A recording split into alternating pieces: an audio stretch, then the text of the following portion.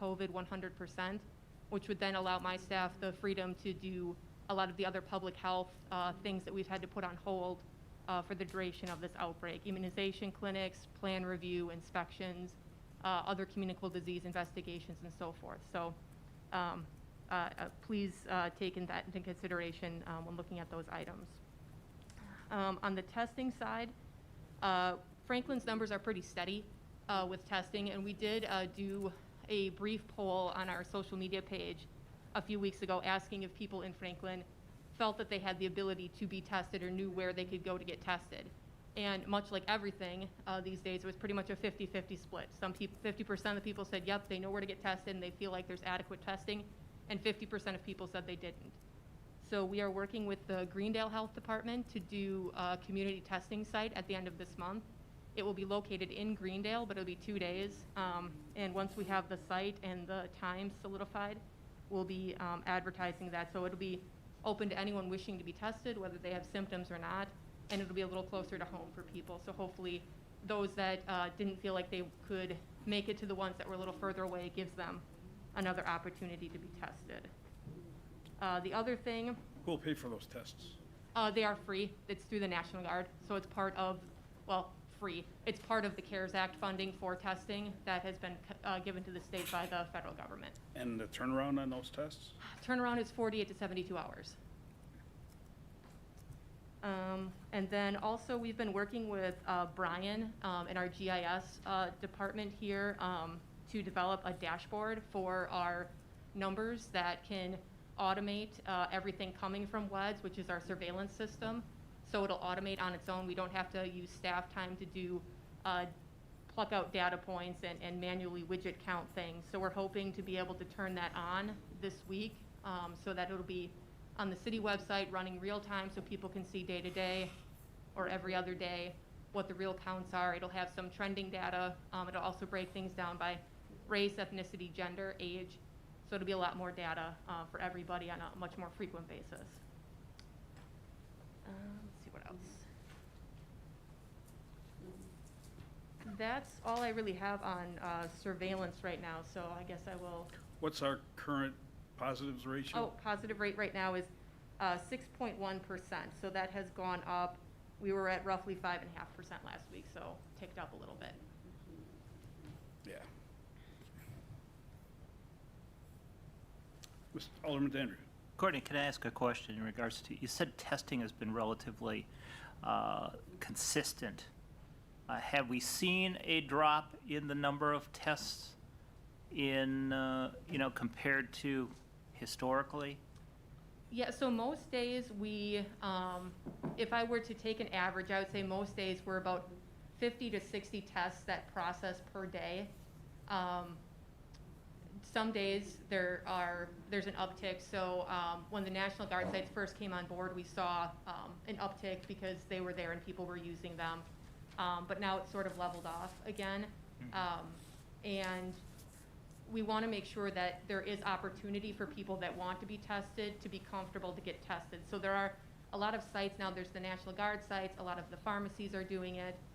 Physician offices sometimes will only do it if you're a patient at their facility. So we want to make sure that we have enough other sites that are in relative close proximity to Franklin so that individuals can get tested closer to home. Okay, thanks. Anybody else? Yeah. Alderman Wilhelm. Yeah. Go ahead, Alderman. Courtney, could you talk a little bit more about the methods that people are, how they're contacting us because, or contracting us? Because, I mean, it just wasn't real clear. You said sort of workplace, or you mentioned a couple things. Could you talk about what you're seeing mostly? Sure. Yeah, sure.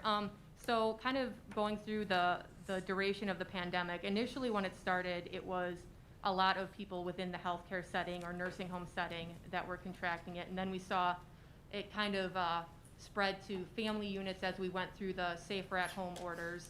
And then now that the safer at home orders have been lifted, we're starting to see more community spread, meaning that when we're talking to people, there's no direct link to anybody else a lot of the time. So what we're looking for is if we're seeing any trends in locations where people might have been, that maybe there are different high-risk settings or high-risk types of business or that type of thing, to try to pinpoint if there is additional education or mitigation methods, or do we have to have conversations or take a walk around certain businesses just to see if there's anything that we can do to improve health and safety for people that are working there or maybe there as a patron. So what we did find was a fair number of cases where people indicated that they had been at live music outdoor settings, not necessarily specific to a Franklin location, although that was the case in a few, but that they were attending live concerts in the park or live concerts that were outdoors at a bar. So that was the link we found. There was more than a handful, enough for us to start to see a pattern and for us to start linking them together. So for that reason, out of the abundance of caution, I did issue an order today on 3 venues in the city of Franklin that do have live music, to not to close their establishment, not to prevent their establishment from having customers, but to pause the live music aspect of that venue for a time. Hopefully not a long time, but just so we can get through this spike in cases and have things kind of calm back down. Well, it's my understanding, I thought that being outside was a little bit safer than being inside. Are there people not wearing masks and being too close together and not doing social distancing when at these events? Yes, to all of that. It would be, I mean, it depends on the venue, but in these instances, and in speaking to a few of the owners of the establishment, there is an increase in crowd size that makes physical distancing a little bit more difficult. Yes, when you're outdoors, it is better than being in a closed indoor space, but if you're still right next to somebody who has it and it's a loud environment where you might have to shout to be heard, and you're not wearing a mask, that then can project droplets farther onto people or project them in a higher magnitude or higher number than normal conversation voices. So I think it was a combination of potentially all of that, and what we want to prevent from happening is having some sort of outbreak associated with Franklin while we're in this spike. Thank you. Alderwoman Hanneman. Courtney, are you finding any resistance in the contact tracing with people being honest and upfront about where they have been and who they've been with? Yeah, it's hit or miss, and understandable. I mean, we are strangers, and we technically work for the government, so nobody is really excited to get a phone call from someone, but this really is the best way for us to figure out who may have been exposed, and while a lot of individuals are not high risk, there are plenty of people who are. So this is our way of finding out if any of those high risk people were exposed so that they can take the proper precautions and know what to be looking for as far as symptoms go. It also gives us an opportunity to see if there are any Franklin establishments that might be struggling to keep things under control. We're not trying to shut anybody down. We don't want to close any businesses. We want to help everybody to succeed. And we think we did that at the start of this by having a lot of businesses submit to us a plan of how they wanted to open safely so that they could see, and be held to that standard. If things start to go wrong, we may need to look at the plan and change it, but our goal is we're not trying to shut businesses down. We want to make sure that everybody is doing things as safely as possible. How many orders, legal orders restricting anything, are currently in place? There is one order that was issued to 3 establishments that restricts live music outdoors only. So we commonly hear 50% occupancy, we hear, social distancing, we hear these kind of terms thrown around. Are those legal orders? They're not legal orders. It's guidance. It's best practice. Some of the protective factors are best practice. Wash your hands, stay 6 feet apart, wear a mask if you can't socially distance. all of those things are just best practice from the CDC, from the World Health Organization, from DHS. So those are best practice guidelines for people to follow. But they're not orders. It's not anything that's being mandated. No one's going to get a ticket if they're standing 2 feet away from somebody or if they're not wearing a mask. And likewise, businesses right now, for the most part, our guidance says to operate at 75% capacity. But again, no one's going to call the Franklin Police Department if somebody is open full bore. If they are open and we trace cases back to them or people call with concerns about overcrowding, we touch base with them and make sure that they're doing things safely. We've gotten plenty of calls from people who are concerned about businesses that they think have too many people in it, but we've gone there and we've been able to either work with them to fix the problem or been able to circle back to that individual who had the concern and say, you know what, nope, they're doing everything right, they're okay. So on the week of May 13th, after the state Supreme Court overturned Evers' Safer at Home, when you and your staff contacted the restaurants and the bars and said, listen, you know, you're free to open, but we would like you to produce a plan for us on how you would social distance and your sanitation. When you asked them to do that, what was the general reaction from bars and restaurants? Yeah, by and large, they were happy to do it and happy for our assistance. A lot of them felt like they were kind of left floundering with you're closed, now hey, floodgates open, now you're open. And a lot of them weren't ready to open because they hadn't put plans in place. There weren't plans for them yet from either WEDC, the Economic Development Corporation, or the state or the CDC, so they were kind of flying blind. So we were able to work with them with the guidelines that were out there to come up with a plan that worked for them. And so it helps hold them accountable, and it also helped them show their staff that they were serious about taking things safely. It's something that they can say, you know what, to their customers, we made this plan with the health department to do things safely. So it was met with very little resistance, if any at all. And we also did that outside of establishments that are licensed by the city. We spoke with salons and spas, gyms, and that type of establishment as well. Anything that was closed under the order, we tried to reach out and make sure they had an avenue to get help with the reopening plan. Any other questions? Courtney? Alderman Barber. The news is reporting that the city and the county are trying to produce City of Milwaukee. legislation that would be face masks required, City of Milwaukee. and Milwaukee County was looking at that also. I thought I heard that on the news at the county. Do you have a feel for that at all as to where that stands? Yeah, so I believe the city of Milwaukee is currently looking at an ordinance to be put in place to mandate masks in indoor and outdoor spaces.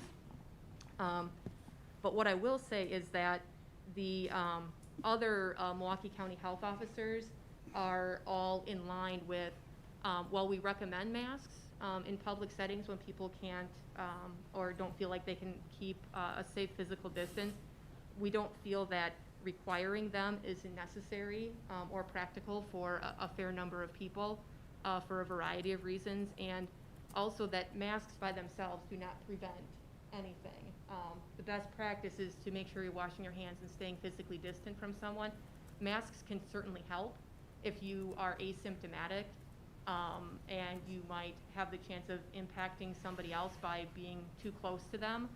Certainly they can help, but it is not the only way that this can spread, and it's not the only way to prevent spreading it. And by and large, there are far many things that people do that are a little bit riskier when they're wearing masks, because they kind of forget about washing their hands, or they get hot so they pull it down, or they pull it up, or they wear it around their ear, or all sorts of, or they take it off with their hand and then lick their hand, and all sorts of things that, you know, you're not thinking about because you're thinking the mask keeps me safe. So for that reason, and people that have disabilities, it's not something that I'm looking to put forward as a Franklin-specific practice for everybody. Certainly if a business wants to do that, I would support that. If it was something that the elected officials here wanted to move forward with, I would support that as well. But it's not something the health department is looking at doing at this time. It's not in the resolution for this evening. Oh, no, not at all. Thank you. We have to be clear. The only, city attorney's gonna have to correct me if I misspeak. The only people that can issue an order requiring masks, the health department of the city of Franklin for the city, or the health department for the state of Wisconsin. Milwaukee County has no health department that can issue such an order. City of Milwaukee Health Department cannot mandate the city of Franklin to do anything.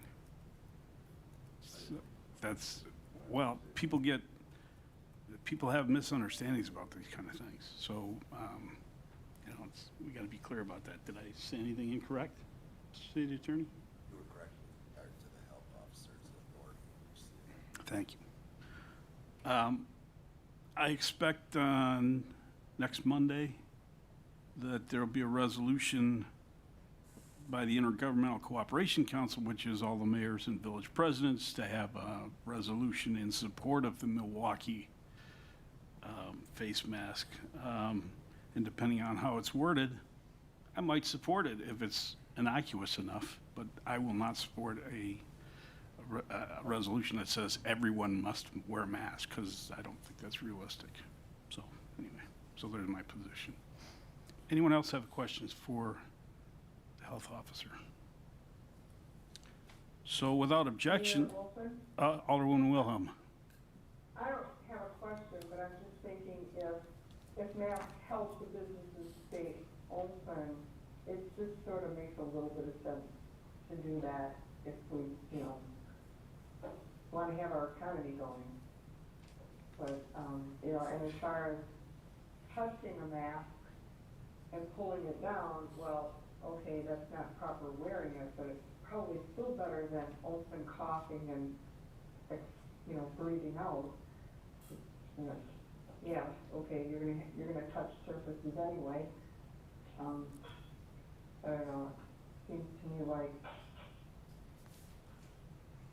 the people that, want to stay open should sort of understand that might be able to be one of the ways to help us stay open. And we'll be happy to provide them advice and counsel on how to make that happen. Absolutely. Okay. But I'm not going to tell them to do it. But if they want us to help them, be happy to. Anyone else?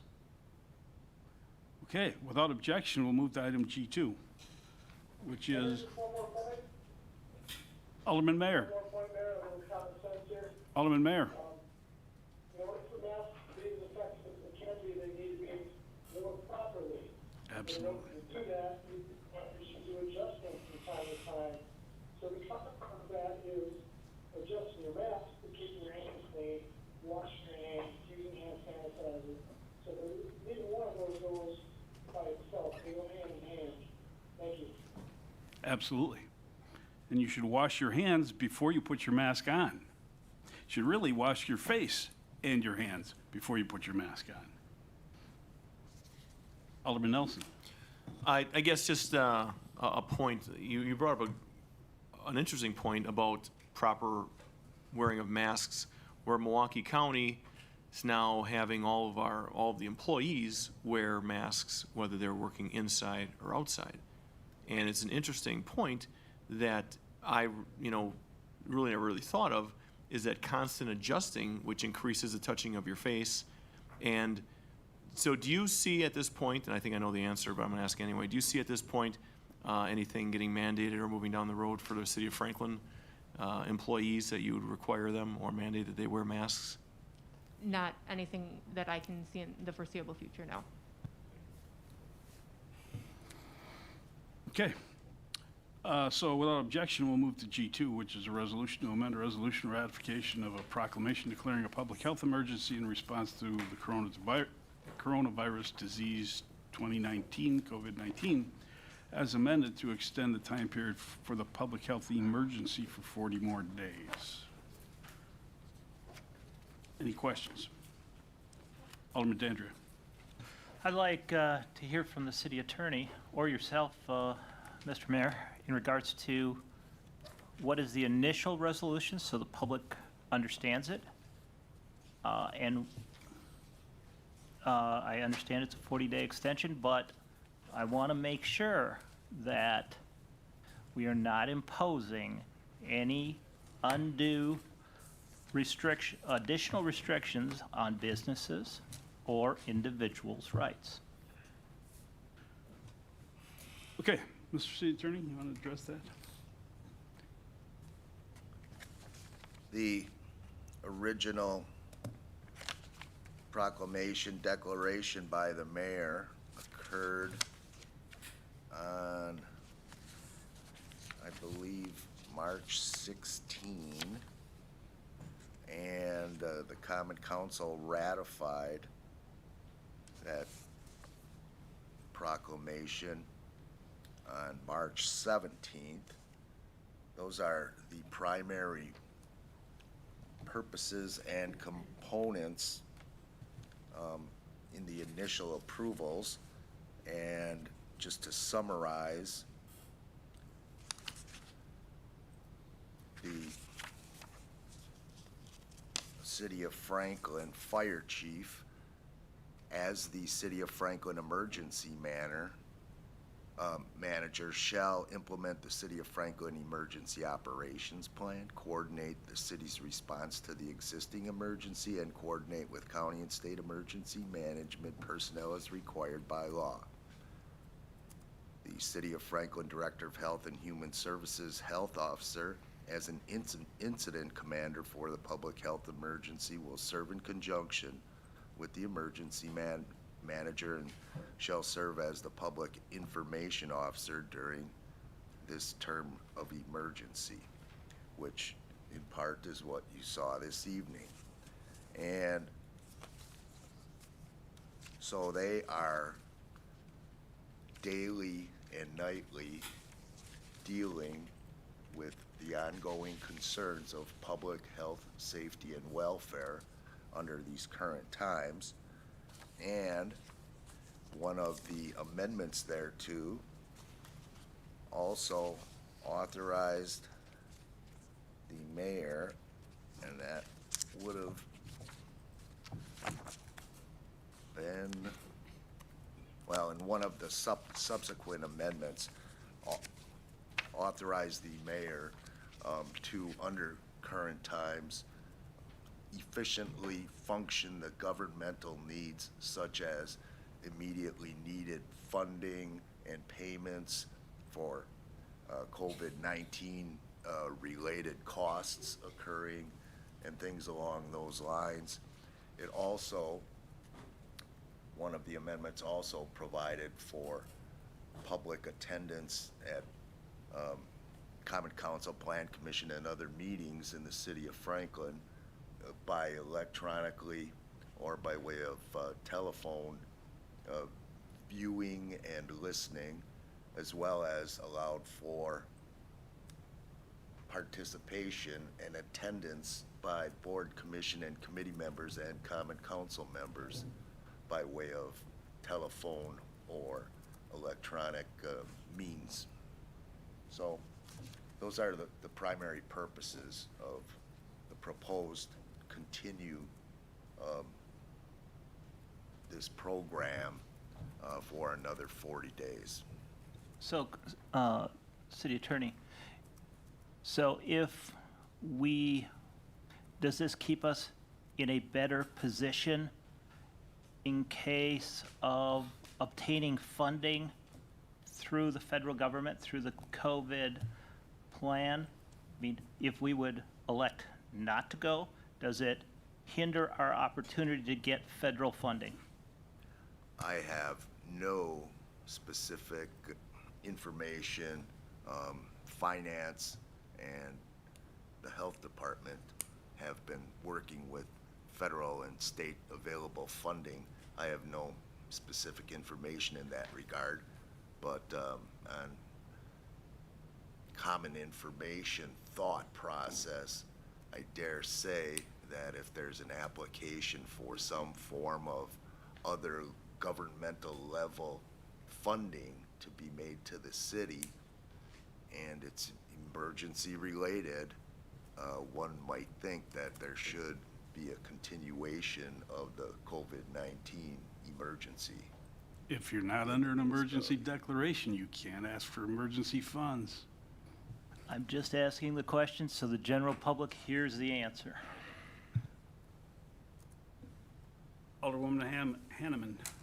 And if we may continue along those lines, can we clarify why the order is being extended for 40 days versus a 30 or a 60? Because that's how it started. The initial one was 40 days, and Okay. then there was an amendment in May to extend another 40 days till 11:59 PM this evening. So the thought was to stay consistent. Thank you. Anyone else? And if we didn't do this, I'd have to hang up the phone on Alderwoman Wilhelm and Mayor at midnight. Okay. Is there a motion to adopt a resolution, to amend a resolution in ratification of a proclamation declaring a public health emergency in response to the coronavirus disease 2019 COVID-19 as amended, to extend the time period of the public health emergency for 40 days? I make that motion. Second. Discussion of the motion. Madam Clerk, let's do a roll call. Alderman Dandria. Aye. Alderman Mayor. Aye. Alderwoman Wilhelm. Aye. Alderwoman Hanneman. Aye. Alderman Barber. Aye. Alderman Nelson. Aye. Motion carries, 6 ayes, no noes, no absence, no abstentions. Let's move back in the order of business to item C, approval of the regular meeting minutes of the Common Council meeting of June 16th. Any additions or corrections? Motion to approve. Second. All those in favor? Aye. Aye. Any opposed? Motion carries. Item E is organizational businesses. Any motion for separate action? Daniel Duchniak, Board of Water Commissioners, Janice Cohen, Parks Commission. Is there a motion? Second. Madam Clerk. Alderman Nelson. Aye. Alderman Barber. Aye. Alderwoman Hanneman. Aye. Alderwoman Wilhelm. Aye. Alderman Mayor. Alderman Mayor. Aye. Alderman Dandria. Aye. Were you petting a dog, Dan? Motion carries. 6 ayes, no noes, no absence, no abstentions. G1 is the consent agenda. Any action, any motion for separate action? Is there a motion to approve? So moved. Second.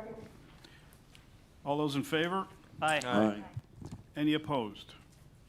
Motion carries. We have G2 taken care of. G3, authorization to execute a contract with Maximum Healthcare Staffing Services with, Mr. City Attorney has an additional language. Motion to authorize executing the contract? And Mr. City Attorney. Suggest that the motion be the suggested motion on the action sheet, and to add, subject to minor and technical changes approved by the health officer, and the mayor, city clerk, and director of finance and treasurer are additionally authorized to execute the agreement. That's my motion. Is there a second? Second. Discussion? Alderwoman Hanneman. I just have a question for Courtney. Will these contractors be working on-site, or will they be working remotely? Yeah, they'll be on site here. So we'll be able to offer technical assistance for them as well as they get trained and up to speed. But we're looking to bring on 2 disease investigators and 2 contact investigators. And do you feel with the current workload that you have now that's sufficient? Yes, Okay. yeah. That's all. All those in favor? Aye. Aye. Any opposed? Motion carries. G4 is to authorize the Director of Health and Human Services, this is on page 57, to move forward to upgrade of software expressions for eligibility module and to allow us signing of a contract with Waystar Clearinghouse. So move. Second. Mr. City Attorney has additional language. Again, suggest motion be the motion on the action sheet, and to add subject to minor and technical changes approved by the health officer, and the mayor, city clerk, and director of finance and treasurer are additionally authorized to execute the agreement. Including those changes. Second. All those in favor? Aye. Any opposed? Any opposed? Motion carries. Thank you very much. Next is a concept review for a multifamily residential development, 336 units, 21 two-story apartment buildings, roughly where we know the horseshoe land on the Rawson Avenue off-ramp on Loomis Road. Gentlemen, want to join us?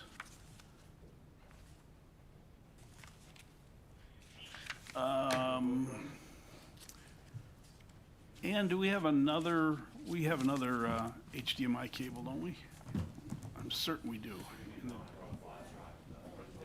No, we don't want to do that. That causes more problems than it's worth. I think in the second drawer, there's an HDMI cable. One right here. Oh, there's one right on the table. Oh, there you go.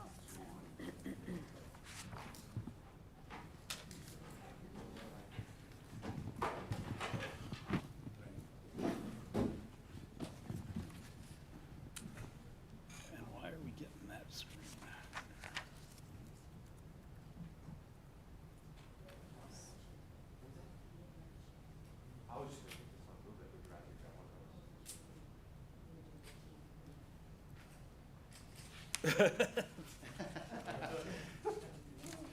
He's shy.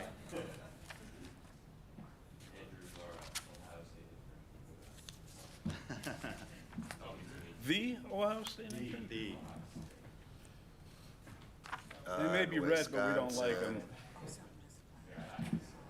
Red and white, not red and gray. It, when it senses, there's a little circuit in the. Now it should switch. You go to HDMI, yes.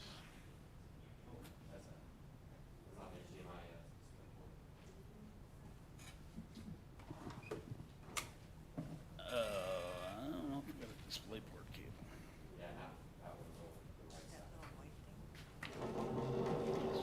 Different connector.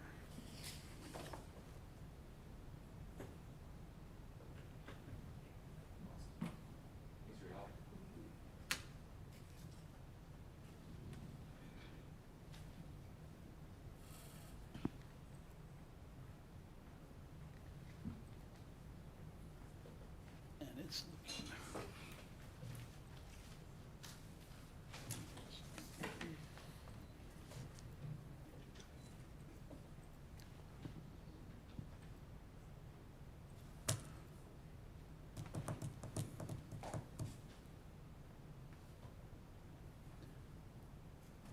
It was on a weird screen.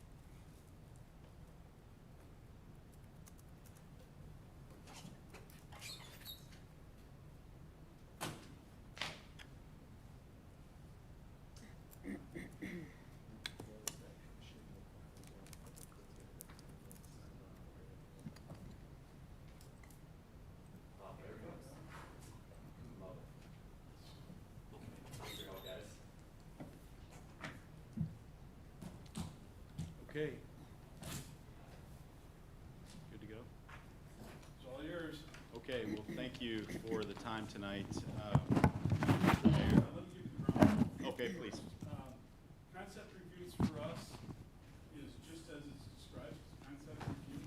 Okay, You're here to take our temperature and feel for how we kind of feel about the project. great. We're not gonna tell you yes or no, but you'll get a feel for how we feel about it. Appreciate it. You're not to imply a vote here, because there is none. And so, that's the legal part that Jesse's gonna look at me and say, thanks for saying that. We will be frank with you, so take that for what it's worth. We're gonna ask you questions and we're gonna interrupt you, so there you go. And please be as brief. And push the button so it goes green. There you go. And yours is not. Okay. And give us your name and address. Give us your name and address for the record. Okay. When you speak. All right. So I don't need to press any buttons. You're good. All right, I'm Chris Alexander. I'm with Watermark Residential, and my address is 111 Monument Circle, Indianapolis, Indiana, 46204. Thank you, Mr. Mayor and Alderman and Alderwoman, for allowing us the time to come in and present our concept to you here this evening. I am here with Garrett Linville. I am the head of our region, the Midwest region for Watermark Residential. Garrett is our development manager, and he heads up what we hope to be this project here in Franklin. And we are also here with Andrew Hauer, as we mentioned, our development intern from The Ohio State University. So that is our team here tonight. On Wisconsin. There we go. So we appreciate very much the opportunity to come in and present this opportunity. We know it does present some challenges, but we are very excited about talking to you about this. So what we wanted to do is again, tell you a little bit about what we're thinking here. But we thought we'd start with telling you a little bit about who we are as a company and what we do, where we develop, and then we'll get into a little bit more about some specifics about what we envision here and why we like it. So first of all, in terms of Watermark, you see our two founders up there, John Thompson and Paul Thrift. They founded our company back in 1986 when they were in college. And they actually founded our division in 2008, probably the worst time ever to found a company. But our division, Watermark Residential, which only does Class A multifamily, was founded in 2008. And since then, we've done 42 projects in 18 states. And I'll show you a map here in a few minutes of where we've developed. So although we're based in Indianapolis, we've done the majority of our work outside of our home state. We haven't done anything in Wisconsin yet, but we sure hope to. And as the head of this Midwest region, it is certainly my intent to continue to move north into Wisconsin. And this would be our first project. We are an integrated company, so what that means to us is we have a construction company. So we construct our own product. We have our own property management firm, so we manage our own product. And currently we have 4,000 units under property management across the country. Within our,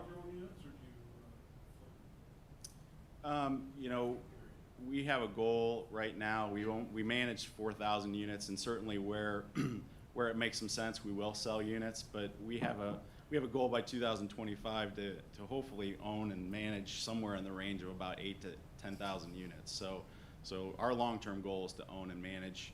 And in a market like this, I would compare it to something like Denver, where we started out there 6-7 years ago with nothing, and we're now getting ready to start our 9th project. And those are all, you know, projects that we have started from ground up and manage and own, and I would envision a similar concept here. It makes sense for us from an economies of scale standpoint to not just build one project, but to build multiples and manage multiples to be able to get that economy. So that's what I would envision here. But it's hard to predict that here right now. We got to get our first one off the ground for sure. We get that question a lot, but what I can tell you is we manage a lot, and that's definitely a large part of our business. This is our culture, and I just throw that up there, not necessarily to do anything, but just to show you that, look, we're focused on communities where we can make a positive impact. And you know, there are a few things that really excited us about this market and this project. We really loved the energy of the baseball commons in particular. You know, in our market, we have a project down there, a place called Grand Park. I don't know if you've heard of it. It's very similar to what you have here at Baseball Commons, which has grown into a very large regional sports park with a lot of youth sports. And there's a lot going on there and a lot of growth happening around it. And we're excited by that. And we feel like that could be a really neat thing to be a part of. And it seems like that's just starting here. And so that energy for us is really exciting. We love the retail that could be coming along with that, in addition to what you already have, and just a lot of things that normal multifamily developers look for, the job story and the growth of the population. All those things are exciting to us about this market, and that's why we like it. Maybe flip to the, here's a couple of images, and Garrett will get into a little bit more about some of the things we do in terms of the product, but as I mentioned, all we do is Class A product. That's all we've done since 2008, the 42 projects that we've completed. We've got 9 under construction right now, and in 2 years, when those are done, we'll have completed our 50th. But it's all Class A, so you'll see on those images that he'll show you resort-style amenities. And it's all about making it a resident experience that will keep them and you know, make it not just an apartment, but a community. And again, as I mentioned earlier, and I'll try to be brief here as you mentioned here, but here's the map which shows the locations across the country where we've developed. Again, 18 different states, 42 locations, and again, there's 9 currently under construction right now. So with that, here I'll turn it over to Garrett, and he can get into a little bit more detail on the product that we envision. Can you guys hear me okay through the mic? Okay. Does that work a bit better? Awesome. So I'll talk a bit more about the products that we were able to offer and what we're proposing specifically on this site. So first, we offer a variety of products, you know, from 4-story down to 2-story. And so here's just an example of a 3-story structure here, just to show you a picture and walk through some of the product that we've offered across the country. This includes, you know, multiple lobbies, no long corridors. They're all direct access lobbies, walkout balconies and porches, you know, spacious open floor plans, all Class A. And then additionally, we offer a 2-story product. So over the last 10 years, multifamily housing has been trending towards a lifestyle for apartments and less of a necessity to live in an apartment. And so with that, it's been trending more towards a single-family feel. And so with that, we've carefully designed this 2-story product, which is specifically what we're proposing here. And so everybody has their own front door. There are no long corridors. There are no shared access ways. Everybody would be able to walk directly into their own front door and straight into their unit, and they would see none of their neighbors if they did not want to. Additionally, these units have access to direct access garages that would be on the 1st floor, and then they would be able to walk straight from their garage, park their car out of it into their respective unit. Each of these is met with walkout balconies, ease of access to the ground floor with puppy porches and things like that, or for people who have animals and dogs. Premium interior finishes, aesthetic appearance and design. We bring a professional architect with us to every single project to match the vernacular of each municipality that we're looking in and design the building to accommodate and augment the communities that we're a part of.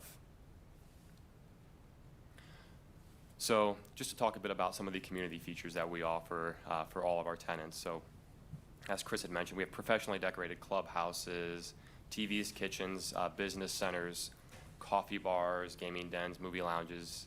On top of that, we have site-wide Wi-Fi that would allow everyone to kind of travel with their mobile devices or their laptops throughout the community and connect whenever they see fit.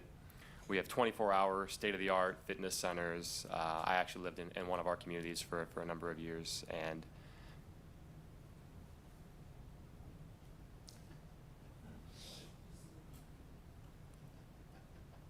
I couldn't tell if Garrett was pointing that out or. no, sir. Don't like bark parks? No, not quite. The opposite. We'll find out later. We're writing that down as a Yeah. question.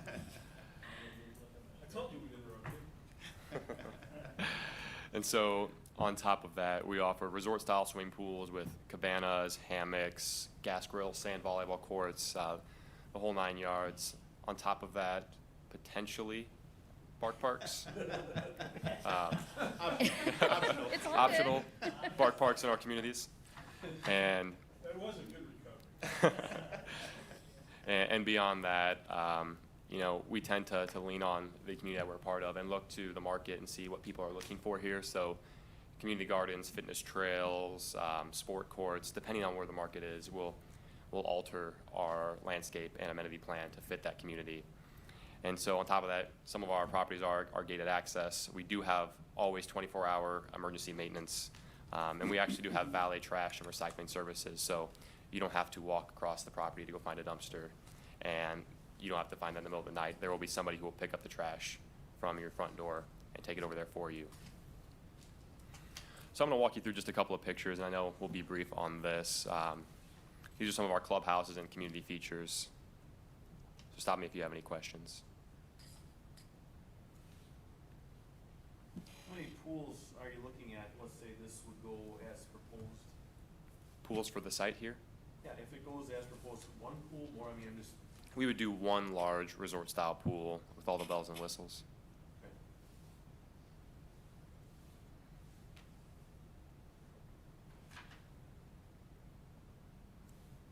These are a few pictures of the interiors of our clubhouses and the game rooms and coffee bars. With the work from home, as of late, we've seen a ton of use out of these spaces. So it needs to be working, huh? Yeah.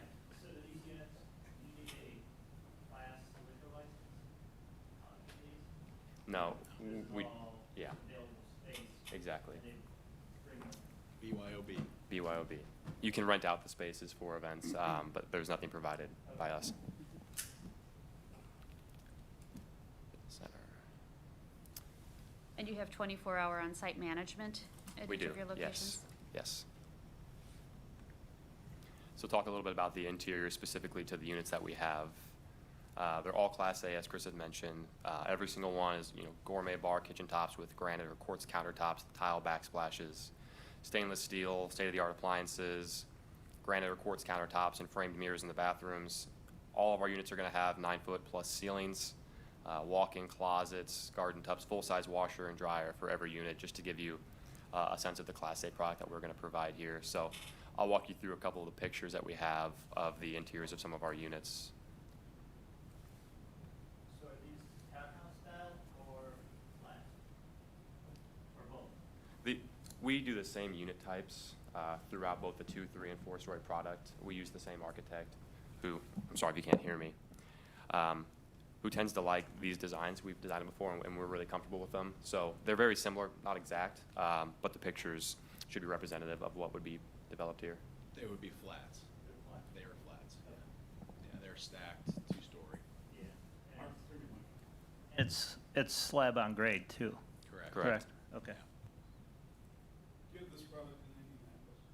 We have it in Whitestown, yeah, which is probably about 15 minutes away from the center of Indianapolis. So that's roughly, that would be roughly market comparable to us. So 2-bedroom rates would be about. Our 2-bed rates are roughly on average 1,700 in our projections right here. And we would be doing a mix of 1-bedroom, 2-bedroom, and 3-bedroom units. So just a few more pictures here, and I'll try and blaze through these in the essence of time. Typically, what kind of age group, or is it mixed age group? It's quite mixed. Yeah. And so on the map that Chris had shown, here's just a concrete list of the projects that we have completed to date. Let me know if you'd like me to stop anywhere, but I'm Well, planning could to you go just back scroll one through. screen? What was that? I'm sorry? Could you go back one screen? Yes, ma'am.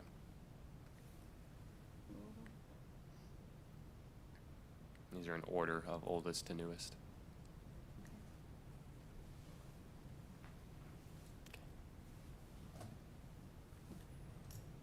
And we can certainly provide you with this presentation directly to you. Okay.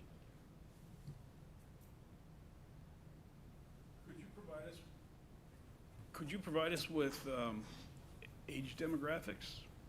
Yeah, I Yes. believe we have that information. Of our existing portfolio? Yeah, for sure. Actually, age census. Are you ready to go to the site? Yeah, I'm sorry, I was going through these. Could I ask I didn't- Yeah. another question, Mr. Mayor? So this is not a subsidized, categorized project? Correct. That is correct. This You is might go market rate. market This is rate, market so, rate. so you may be going for long-term funding, 30, 40-year funding through WEDA or whoever, or FHA, but that's to the extent of it, correct? Correct. Okay. So, and Garrett will talk about the site. I think the key here, again, is the two-story product. The fact that we felt like the two-story was the right fit here, given that it was the right transition between the commercial, the highway, and the single-family to the east. We've had some discussions about multifamily here. Is it the right fit? Perhaps the thought was, well, this is, what we were proposing here was a 3 or a 4-story product. That's not the case. We felt like the 2-story could fit in well here. And as Garrett will walk through, the density, I mean, we're pretty well spread out. The other piece of it, and we've talked about COVID quite a bit, we're seeing more and more interest in this 2-story product because of the ability, as Garrett talked about, you can walk directly into your unit. There aren't these common areas, common area hallways, that kind of thing. You have the ability to control your environment much more in an apartment environment than you have in the past. So this is a product that is becoming much more of interest to apartment users. And so, again, that's sort of out there as a marketplace sort of dynamic. But again, we feel like this is the right fit for the site too. So just thought we would mention that before we get into it. And so here is a proposed density study. So just as a preface, before I dive too deep into this, this document is more or less created as an economic feasibility study for us to understand, with the constraints that we are aware of on site, can we fit enough buildings and units to make it economically feasible for our company. So this has not been engineered. This was drawn by me, so please don't make fun of me too much. And Garrett is an engineer, but not a civil engineer. So as of right now, the tip of this is pointing north. This is Loomis, and Rawson runs east to west up here. Because this is a long parcel, I'm going to go ahead and rotate it, so I'm sorry for disorienting the group. But I feel like it'd be easier to see the site plan if I laid it out like this, so let me know if you have any issues with this. So I think it's important with this site to start off by mentioning some of the constraints that we have laid out. I know it's a complicated site plan, and it may not be the easiest to see right off the bat. So first one I'm going to talk about is topography. I know you guys had mentioned it as the horseshoe site, which I'd never actually heard before until now. So, yep.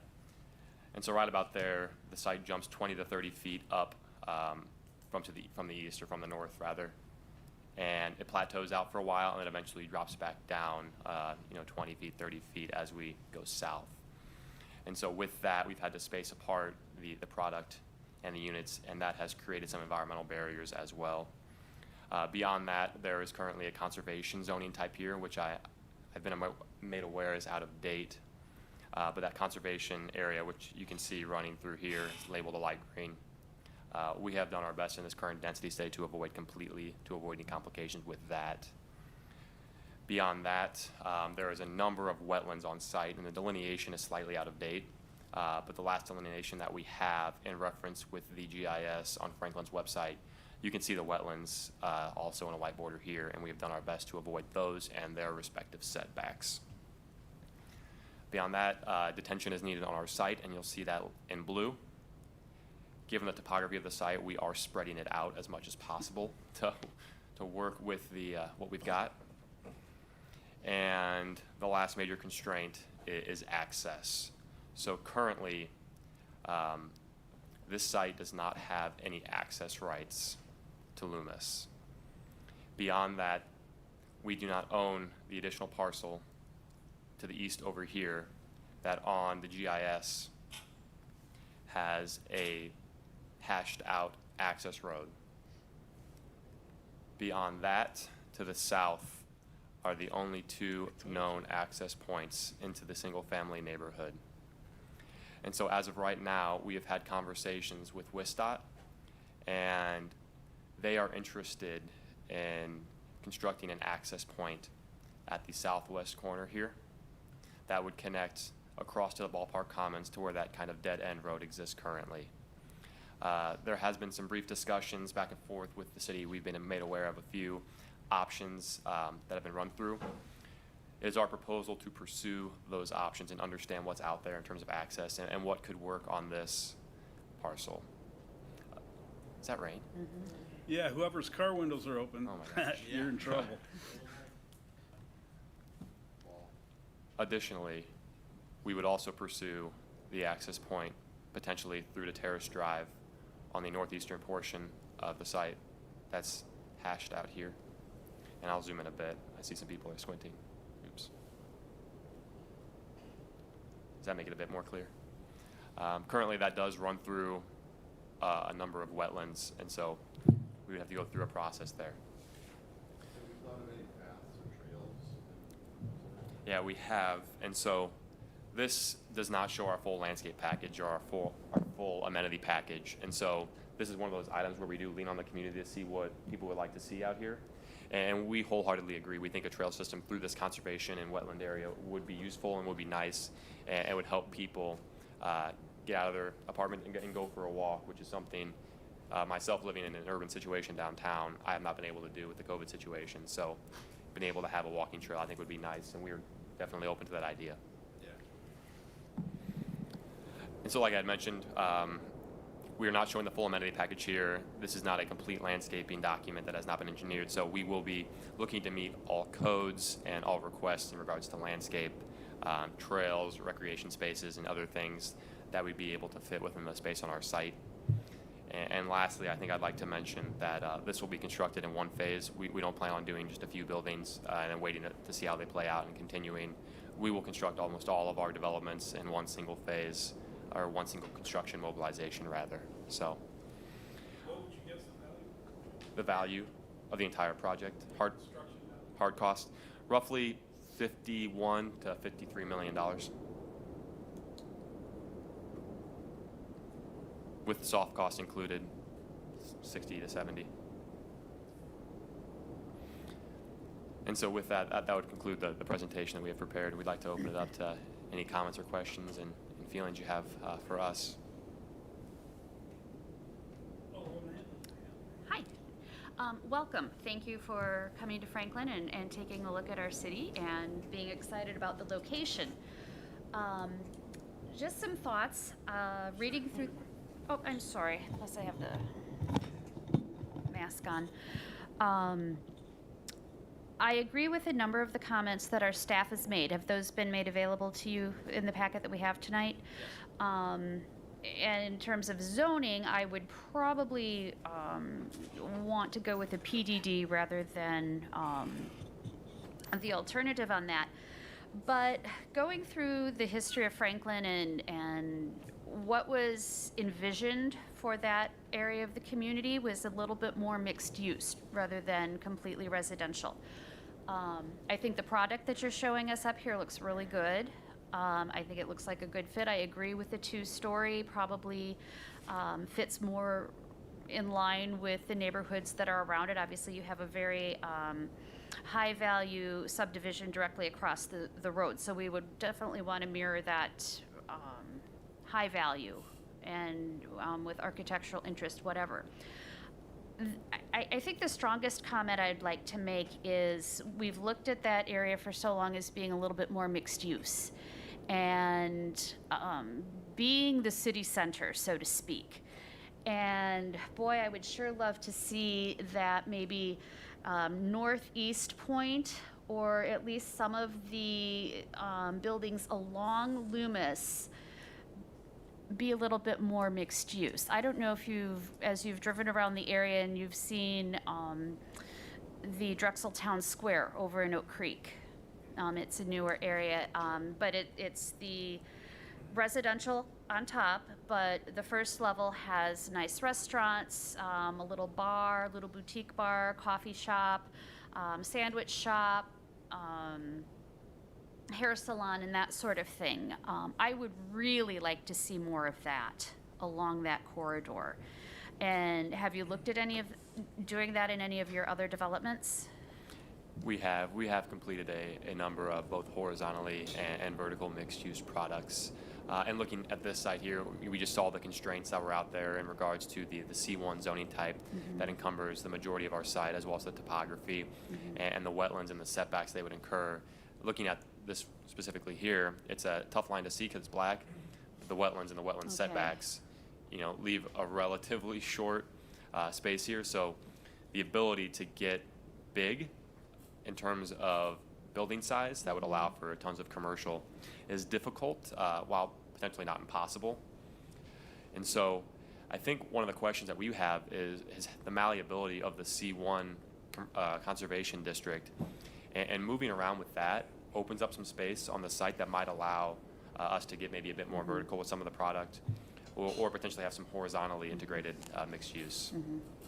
Well, the C1 district doesn't exist any longer, and the PDD gives you some Right. flexibility in how you work with setbacks and conservancies. And that's why my thought was to opt for the PDD rather than Gotcha. a hard, fast zone on it. PDD. Yeah. Alderman Nelson. I agree with the mixed use. That's, looking at what Oak Creek has at Drexel Town Square is extremely successful, high demand. Perhaps if there was some sort of integration of that plan here would also not only help your project, but perhaps the one across the street. So, we're looking at I'm not a real fan of apartments, but if we were going to do something where you're going to have a high-end success rate, I mean, it's not a cheap date to live where you're going to live there. I mean, you said $1,700 a month for a two-bedroom? That's correct. Okay, so I mean, that's a chunk of change. And in order to get that demographic and to get that person's family in here, it's good to offer them something like Alderwoman Hanneman said, and I think that would also help with the other project across the street if it was to move forward. So please take a look at that if you can. And so as a question, are you guys thinking more of a horizontally integrated mixed use or vertical mixed use? Are you looking more towards Drexel Town Center, which is 4/1 with some underground parking style versus, say we split this up a bit more, state garden style, 2-3 story with some carved out outlots and spaces for commercial itself? How are you envisioning this?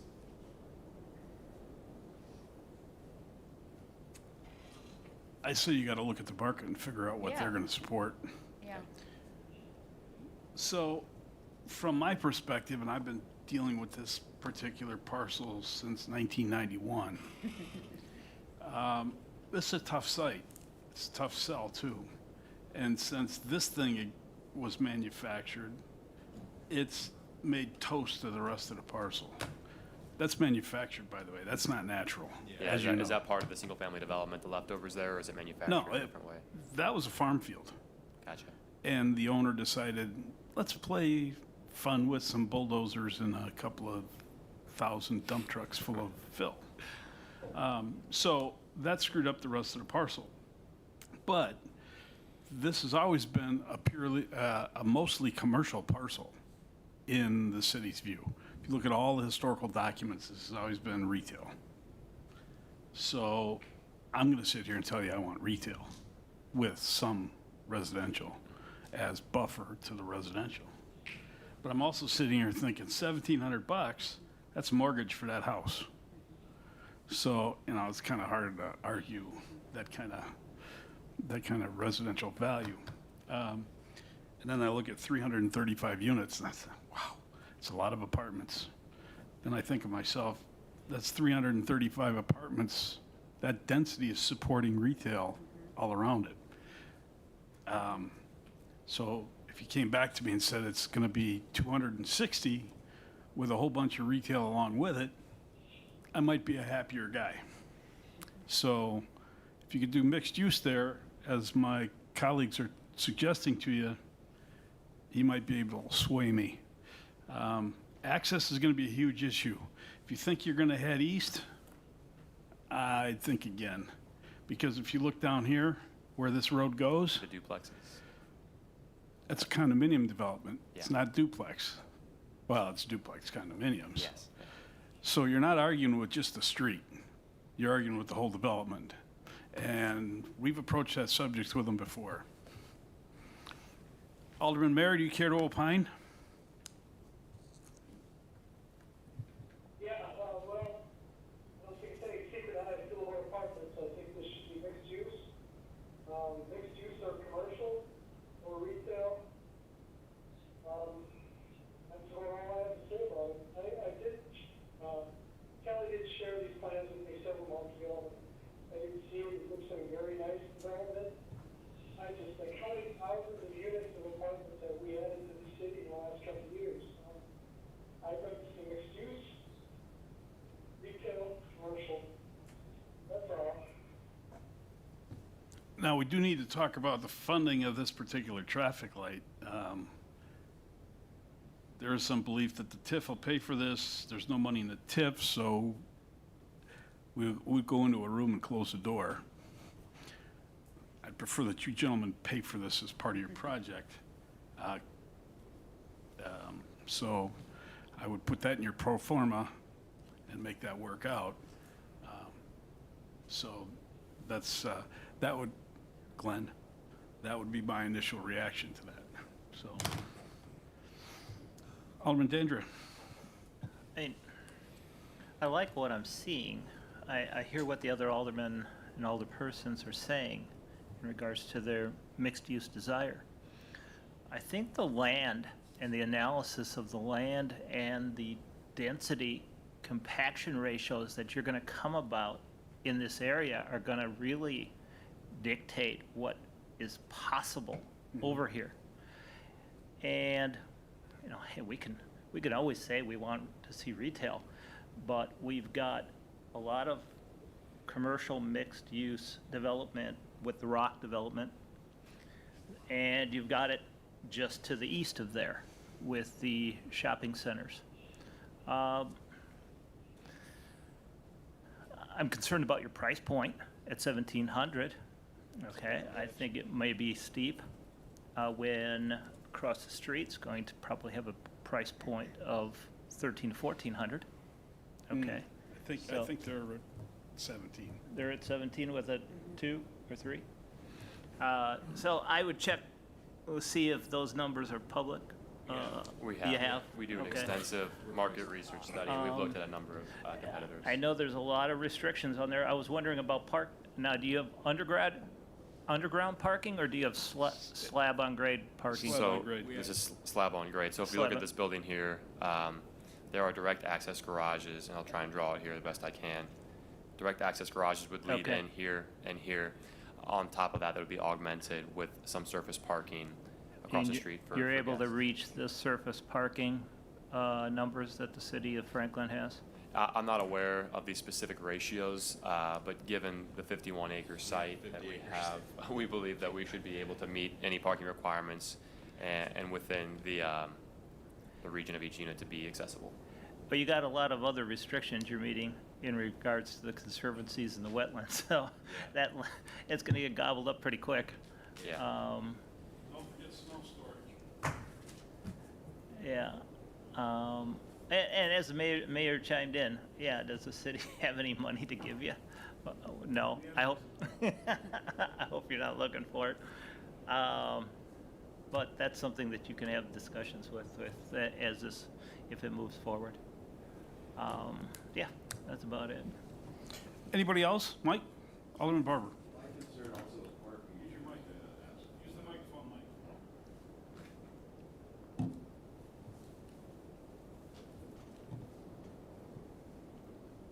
My concern also is parking, and if you're looking at a two-bedroom unit, you could possibly have 3 cars there.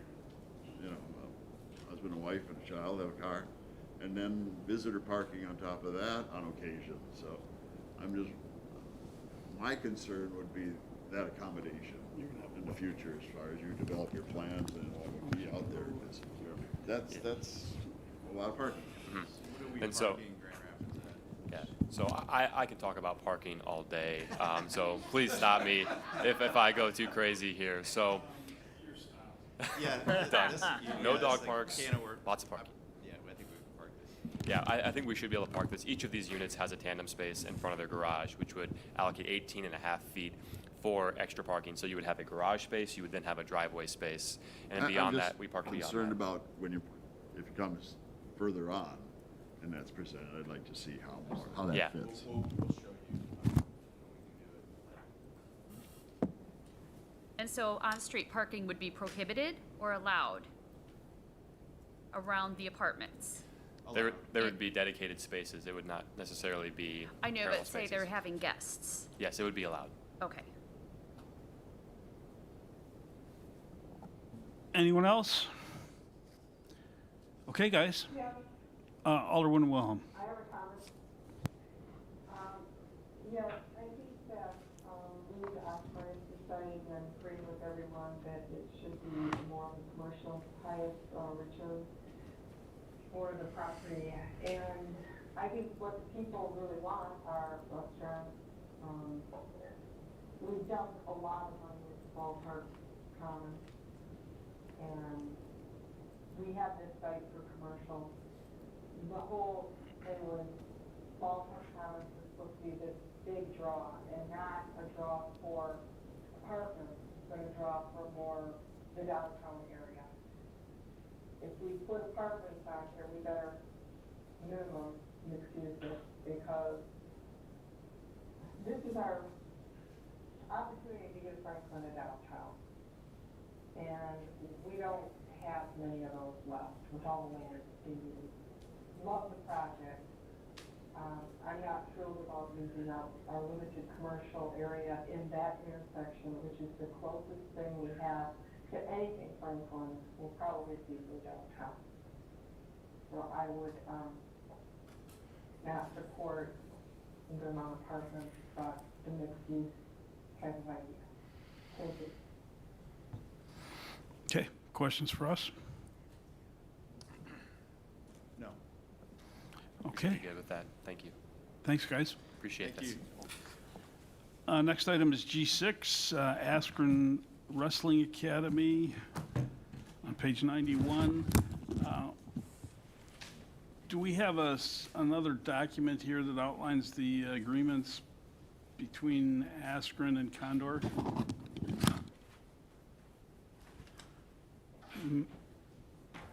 Mr. Eddy, welcome. Your first council meeting. Yes, happy to be here. Yeah, there's another resolution that was. Check your mic. It's on, supposedly. Then grab that thing. Grab the other one. Hello, hello. All right. There is another resolution that was approved by the Planning Commission, at your meeting on June 18th, which included a series of conditions that, a few of whom are which are a little bit different from the ones that are included in the resolution for tonight, that were more specific to the site plan. The first 4 conditions are roughly the same. The 5th condition was the applicant will install a fence along the entire length of the north property line. Prior issuance of occupancy permits, main entrance to the building must be at the back of the building. Condition 7 was the applicant will provide additional lighting in the parking lot prior to issuance of occupancy permits, subject to staff review and approval. 8, the applicant will place no trespassing signs so as to prevent trespassing on the property to the north, which was the original objector, who then withdrew his objection. And then number 9 is the applicant shall install security cameras subject to staff review and approval. So those were conditions that were attached specifically to the site plan for this project. Is there a motion to approve Resolution 2020 imposing conditions and restrictions to the approval of special use wrestling gymnasium and instruction use upon a property located 9760 South 60th Street, Benjamin M. Aspirin Wrestling Academy LLC applicant who promises not to get me on a mat like I was when, but not me on a mat like I did when I was a kid. Alderman Hanneman. I will make the motion. Is there a second? I'll second. Discussion? Uh, Alderman Dandria?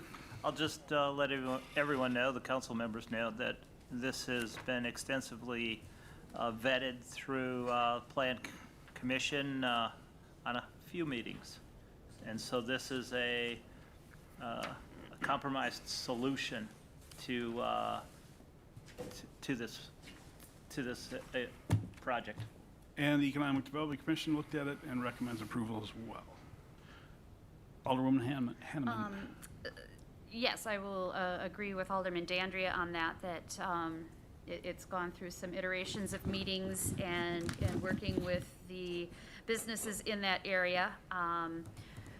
Note for the record that there are comments that I had submitted to Plan Commission and Economic Development Commission with concerns for the parking lot in that particular location, but given the vetting and the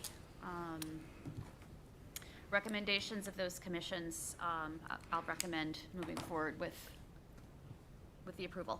All those in favor? Aye. Any opposed? Any opposed?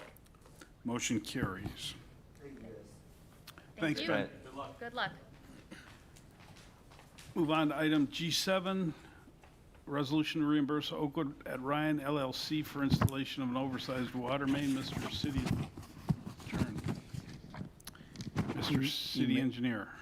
You may remember the good old days when we could pack the council chambers. We had a whole room full of people upset that we were talking about extending the water main down 76th Street. As a compromise or an alternate solution, the developer funded the project to bring it down what we call 80th Street, basically down the backside, so we wouldn't have to special assess all the residents and property owners. As part of that project, we asked them to oversize it from an 8 to a 16-inch main. The agreement said that starting in February, the year after we accept it, we will make our first of 5 payments. The water main was constructed last fall, placed in service. We technically haven't accepted it. I can tell you that as of now, all the punch list items related to the water main have been completed, and so we have no issues with accepting it.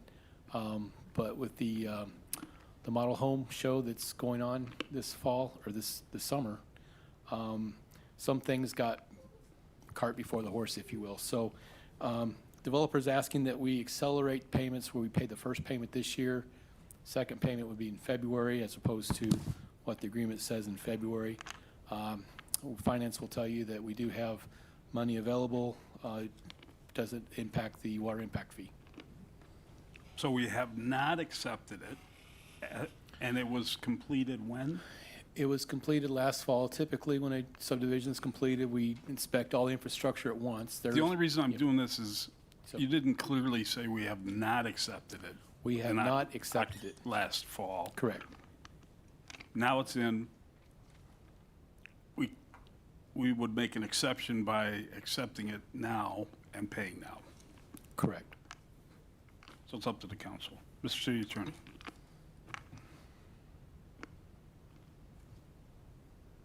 To my knowledge, the development agreement has had that provision as to when reimbursement payments start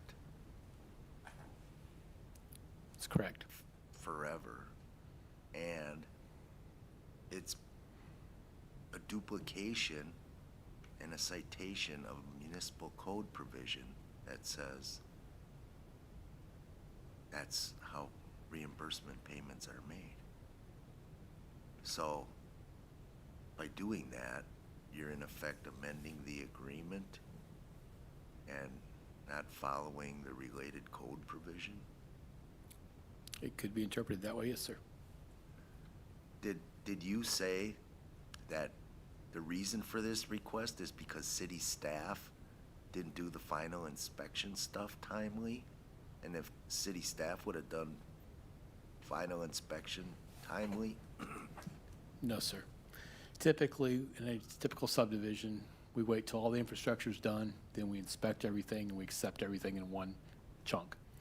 Not all the infrastructure for the subdivision is completed. That's why, up until recently, we have not even done a final inspection.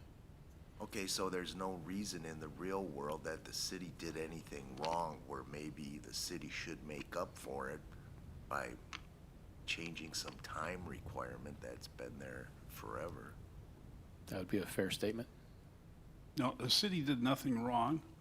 The developer is asking for an accommodation based on the accelerated schedule for the Parade of Homes.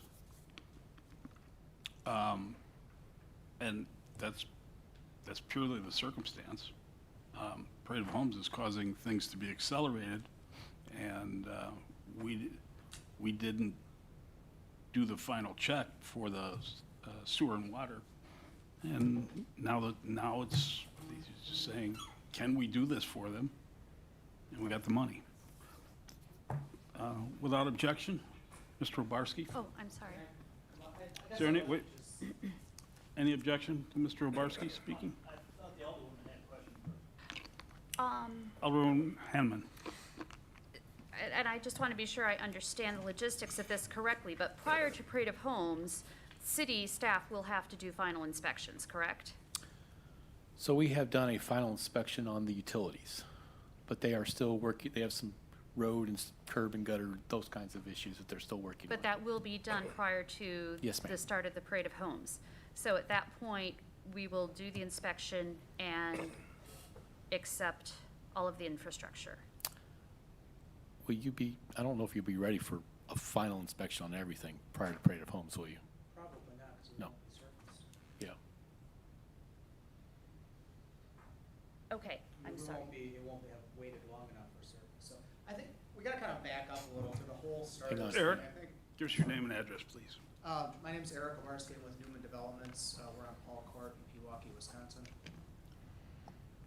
Sorry, Eric Obarski with Newman Developments. We're on Paul Court in Pewaukee, Wisconsin. Why are we here asking for the reimbursement? We gotta step back to actually our previous development of the street, Park Circle. So we've been involved in working with the city of Franklin for probably over 4 years now regarding 110 units on 76th Street. We have 54 units condominiums up the street, and then we have 66 units of single family. We're talking about the single family subdivision, but we need to step back to really the term of the city accepting it, and Jesse's right, the development agreement. Park Circle was a development that we had already completed, we had oversized water in it, and that payment was actually made to us in February, and it just showed up. So as a developer, there is no technical process for acceptance, and I think that's what's really important, is that when we install this oversized water main, we install it, it goes in July of a summer. That previous February, in Park Circle for the same oversized water main, we got the reimbursement check, and things just flowed naturally. And as we complete the subdivision and we do surface and we do, what we're talking about is really two different criteria. We have what we call punch list items on the water main or the subsurface utilities, and then we have punch list items for like finishing out the subdivision. Surface course, interim inlets being raised, adjustments of stop boxes, things like that. We didn't really know, and were never told that there was a formal process for acceptance, which would start this recapture payment on Parks, or on Ryanwood. Because of the way Park Circle went down, we had received the check and didn't know that there was an actual process of punch list items there. The other thing that's important to understand is that this water main was actually started in November of 18. We tried directionally drilling water main in November of 18, hit rocks, and had a big meeting downstairs saying, wow, what are we gonna do? We ended up installing this water main, and we got through in July of last summer. Completed, installed, and actually got the subdivision finished off, had building permits pulled in this subdivision last year. So you could say that, acceptance, did the city accept the water main when they issued a building permit to tie into the system and put a residence on it? I mean, I know what acceptance is when we get into punch list items and things like that with final acceptance, when you go through and you're adjusting stop boxes and water boxes and things like that, but there was never a punch list that we had that would have actually initiated acceptance pre-February. And which takes me back to the Park Circle, so in how does the city work and how do these recapture payments come? That's kind of the way that we thought it was, so when the check, and we asked questions early, in February, when the recapture check did not show up, phone calls and emails were made. And they were made again, and they were made again, and then finally we started looking into it, saying, hey, why don't we have a check? Now, granted, this is all going down when COVID, people work, so I'm not faulting anybody for not, the months of communication went on when we finally got down to where's our check, and we said, well, I guess it's not accepted. We said, well, Park Circle was installed the exact same way, handled the same way. And those checks showed up and then this one didn't. And I guess from our standpoint, I mean, we're getting carried out, this is in excess of $300,000 of oversizing. This is 16-inch water main that is in excess, just the oversizing, not the installation. The oversizing is in excess of $300,000, and we get paid back over a 5-year term, interest-free. So we get paid back over 5 years. We don't make any interest on that. We don't anything. We just get our recapture back over 5 years. From our standpoint, we're not asking to accelerate a payment. All we're asking for is to get back on the schedule that we thought we were. Again, this infrastructure is over a year old, and building permits were issued on the water system.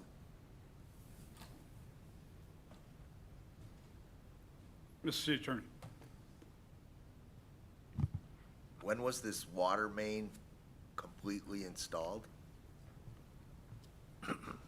Boy, the water main was completely installed. I mean, we had to pave by November of last year for the parade. So I mean, this water main was installed, pressure tested, safe sampled, and completely done by November of last year. I couldn't get you a more exact date, but I know it was done by November. And when you're talking comparing to Park Circle, the water main in that one was installed basically at the same time? That was a one-year construction. This was a much larger project. So that water probably, I mean, we paved that one in August maybe. So I mean, that water would have been completed in the summer, probably again, August maybe. And was the entire project done then? So apparently engineering inspected it, and that's why a check showed up in February from Park Circle? Well, we didn't, I don't know to answer honestly, because we didn't have a punch list. Okay, I'm asking him. Sorry. So if I recall Park Circle, the project was pretty much done in 2018, correct? Yeah, that was a one-year. So the pavement, the curbs, the gutters, the storm drainage, all those easements, that was all handled in 2018. That's why a check showed up in 2019. We haven't fully accepted the subdivision to the south. We just got as-bills from the inspector who inspected it last fall. Like you said, it was placed in service last October or November, which is not unusual. For example, Ballpark Commons, we're using the water and sewer, but we haven't officially accepted a lot of the improvements yet. We're still haggling over a lot of the punch list items, trying to get that, I shouldn't say haggling, but we're still trying to get that project completed so that we can accept the improvements. So it's not uncommon that we place things in service, roads in service, waters in service, sewers in service, but there's still things we're trying to complete to get the project actually done where we can accept it. I mean, we did, when this conversation kind of ended up to, well, we have to accept it and punch list. I mean, we were given a punch list by, R.A. Smith went out, finally did a punch list. I had this punch list completed and sent back within 48 hours of receiving it. I mean, literally 48 hours of after receiving a punch list, we had this thing completed so I can sit here and tell you, hey, this punch list has been completed on this water main. But this is the first punch list we received on any of that infrastructure in Ryanwood. I'll acknowledge it. They were very quick in responding, so. Yeah, and we're not faulting, this is kind of the way that Park Circle went down. So for us, again, I honestly sit here saying, I'm not looking to get paid early or jump ahead in a payment. we're actually looking to just get back on the schedule we thought we were, was a complete install of in 2019. You know, really, that started in 18, honestly, with the boring, in 19, and then to get on the schedule of a 20 payment, not a 21 payment. Steve DeClean asked me to get February's money today. Right. The money that he expected in February, today. What, 3.5 months late? That's why I'm That's- here. I mean, that that's is what he's really our asking. thought, is that, again, I'm not looking for an early check, I'm looking to But get the check that we thought question was gonna that come. Glenn and I are gonna talk about Monday is, how are we holding water oversized money as leverage against punch list items for stuff that's not water? Don't answer that. We'll Okay. talk about it Monday. Mr. City Attorney. That's what I was gonna ask. The punch list was only for the water main? Correct. We still created a punch, as I understand, our staff has still completed a punch list on some miscellaneous other things that are out there. Most of the things are punched out actually as they're going on, but you, truthfully, Eric, let me see that. you, I mean, a punch, this is basically a R.A. Smith comes through and says, hey, valve box, Read me the first 5 of them. fixed tracer wire access box for hydrant number 16 near lot 60. Straighten valve box for hydrant 17. Water in, bottom, can't see operating nut, straighten valve box. I mean, these are the kind of things that basically get done before you surface the subdivision. So, you know, as this infrastructure gets installed, R.A. Smith as an inspector on site, this is all inspected, safe sampled, pressure, like, before anything goes in service, this is a completely, like, secondary level of finishing off that's more in tune with, I mean, again, I've been developing a long time. This is what I see typically before we surface. Before you come in, put a surface course in, you make sure, hey, are my valve boxes straight, are my stop boxes here, or, you know, things like that. That's kind of what this stuff is. So, I think, possibly, I think the question that Jesse asked a little bit ago was, when do we typically accept the improvements? So typically, unless, so for example, on Fair Development on Loomis Road, they sent me a letter asking us to accept the water main that was installed along Loomis Road. In that case, because they asked for it, we're going to do an inspection, and we'll bring to you very shortly, asking you to accept it. Typically, on most subdivisions, you wait till everything is all done and we inspect all the infrastructure at once, and we come to you at the end and accept everything. I don't believe even Jack, I don't believe parceled them out to come individually, you know, utility by utility to accept each thing, so. Yeah, and even in Park Circle, I know it was done all really, I remember getting an I believe it email at was all some at point once, from yeah. Ronnie and Sarah saying, hey, you know what, we'd like to do this, and it's kind of a, after they've got all the as-built and are reviewed and things like that, these, you know, this process typically happens, I don't know, Glenn, what, 9 months maybe after stuff's done, 6 to 9 months after it's done, depending on the size of a subdivision.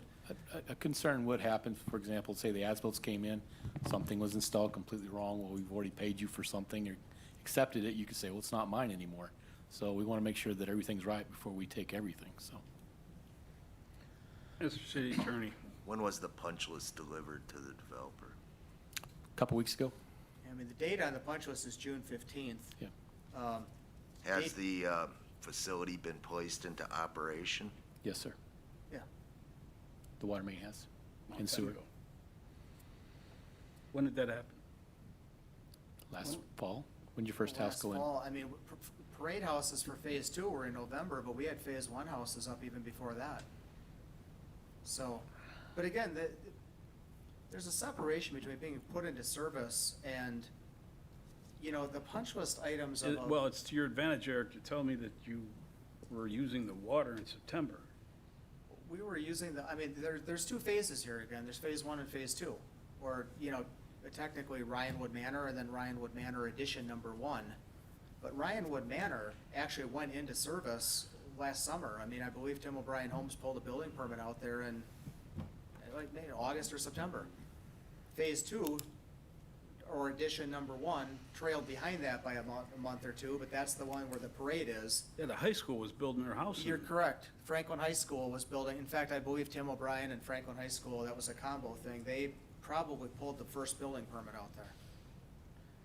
But, And that was last. you know, I think that within the development agreement, Jesse, when it says accept, there's a little bit of ambiguity there and vagueness that, you know, accept into service or accept into like, hey, my, you know, station 12 valve box is crooked and that. Well, it's dedication to the city. Yeah, and that, you know, I guess all we're looking at is saying, you know, to be spread out over 5 years, within our pro formas and internally, we were thinking, you know, we put this stuff in 19 and we get our first check in 20.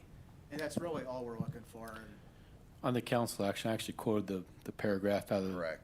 So it says completion of the installation, which was done, placement into operation, which was done, and the final acceptance of same by the city engineer. So that's the final piece that was really just recently done.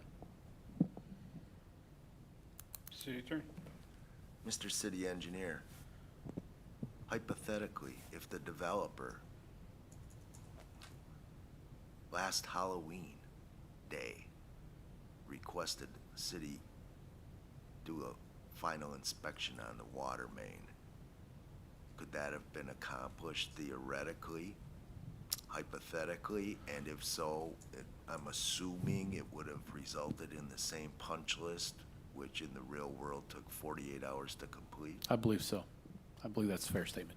that is a fair statement, but again, that's why I started the conversation going back to Park Circle. Guys, So, only due to the facts and circumstances present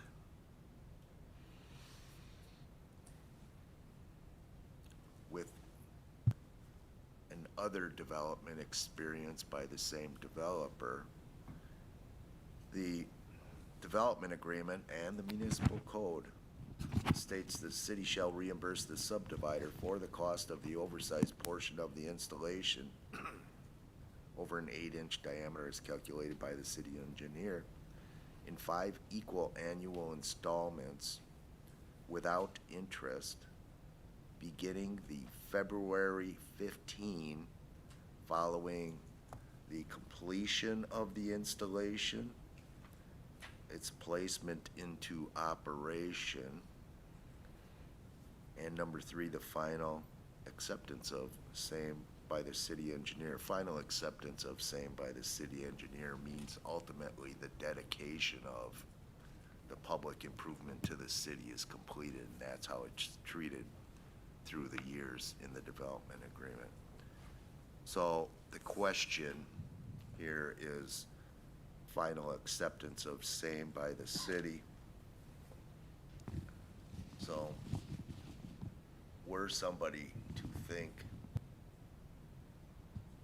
that perhaps final acceptance could/should have occurred before February 15, 2019, motion could be to adopt option 1 with the application of the related subdivision development agreement for reimbursement payments to be read as final acceptance prior to February 15, 2019, 2020. I misstated that earlier too, I'm a year behind. Nunc pro tunc. Then is now, now is then.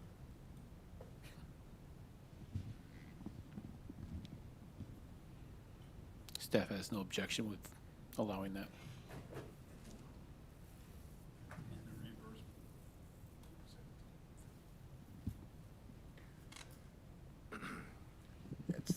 It's option 1 on the action sheet. Authorize first reimbursement payments of $63,426 now with equal payments to follow in February 2021, 2022, 23, and 24. correct, yeah, the 300 number is the total. Yeah, it is what it is. It's Is there such a motion?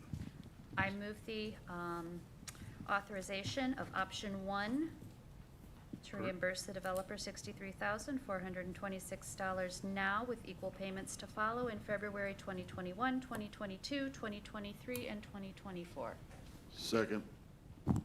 With the With the language per the city With the attorney. language per the city attorney, yes. Is there a second? Second. Discussion? All those in favor of the motion signify by saying aye. Aye. Any opposed? I'm going to assume that Alderman Mayor is an aye. Okay, motion carries. Sir, what item are you here for?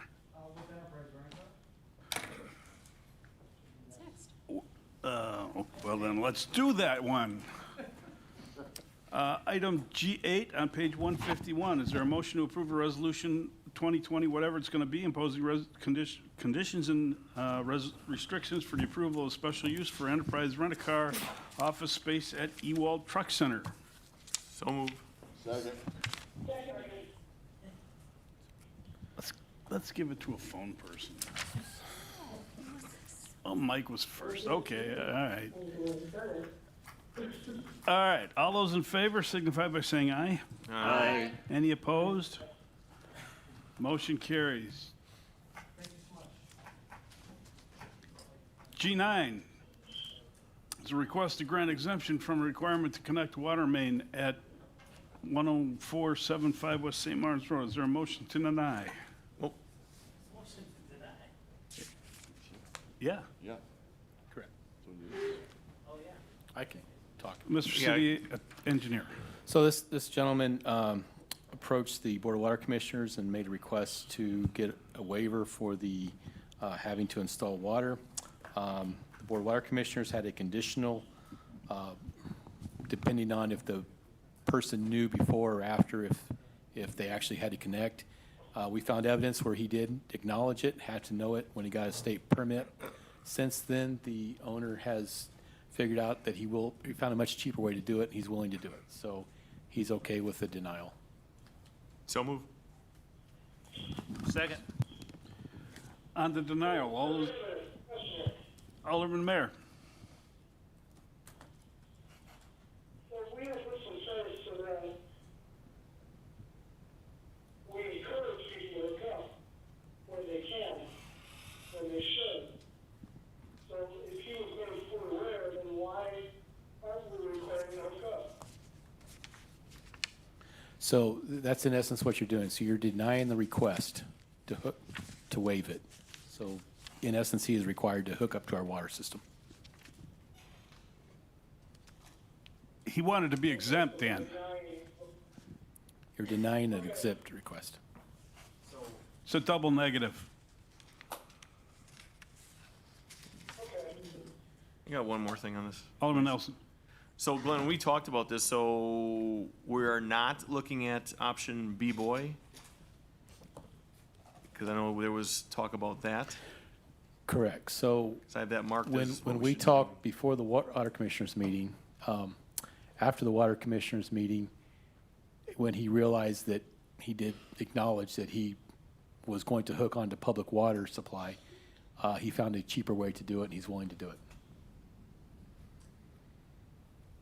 So everybody's clear. We're going to deny, and he's going to hook up the water. Is that in a nutshell? Yes, sir. Okay, this is, I left you a voicemail.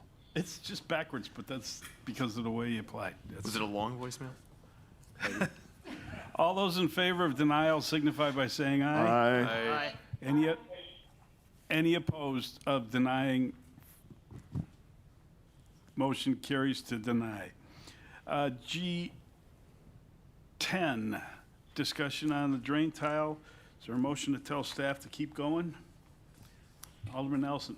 Well, first of all, I'd like to thank Glenn and Mr. Schleter and staff and Mr. Haley for taking the time and doing the research and doing a very diligent job in how to come up with some sort of solution to this ongoing problem, which just doesn't go away and seems to be getting worse. So after speaking with some of the neighbors and speaking with Mr. Morrow and his staff, I would like to make the motion for option B as in boy, and I'd like to just add the verbiage on the end of it, which is to be, where it says in the last sentence, perform option 1, 2, or 3, or a plan agreed upon by all parties. All right, before we do that, somebody fix the sentence, because it doesn't make sense. Well, I guess I can add to that why it came that way, if it's okay, Mr. Mayor. Well, it just doesn't make sense. That would all city to supply? Oh, that part of it. Yeah. Direct staff to bring back an agreement with property owners that would all cities supply. Is the word allow? Probably should have been allowed my fat fingers, sorry. So given that, the motion's appropriate. Okay, if the word is allow, let's go on. Let's move on. We don't need to belabor it. It's my motion. Motion stands. We'll bring back an agreement for the next meeting. But we don't have options 1, 2, or 3. We have options A, B, or. We have options. What are the options here? It's not correctly listed, guys. Oh, on the first, oh, no. Which are the options here? So I drew up some nice pictures of the option 1, 2, or 3. Okay, the image options. So if Okay, you look that's at, fine. so if All you right. look at the image 1, we would All right, basically. move on. It's fine. Okay. Motion stands. It's fine. All those in favor? Aye. Any opposed? Motion carries. G11, purchase some advertising, 19 grand. This is on page 199. 19 grand from the economic development budget. Ms. Berg.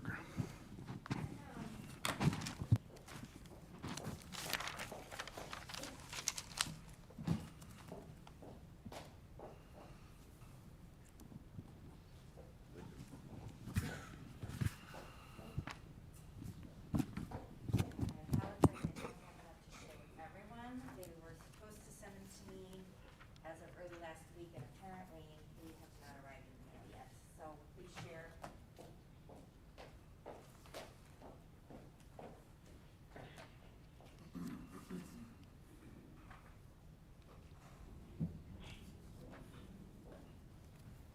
Meet the Dean of Hemp.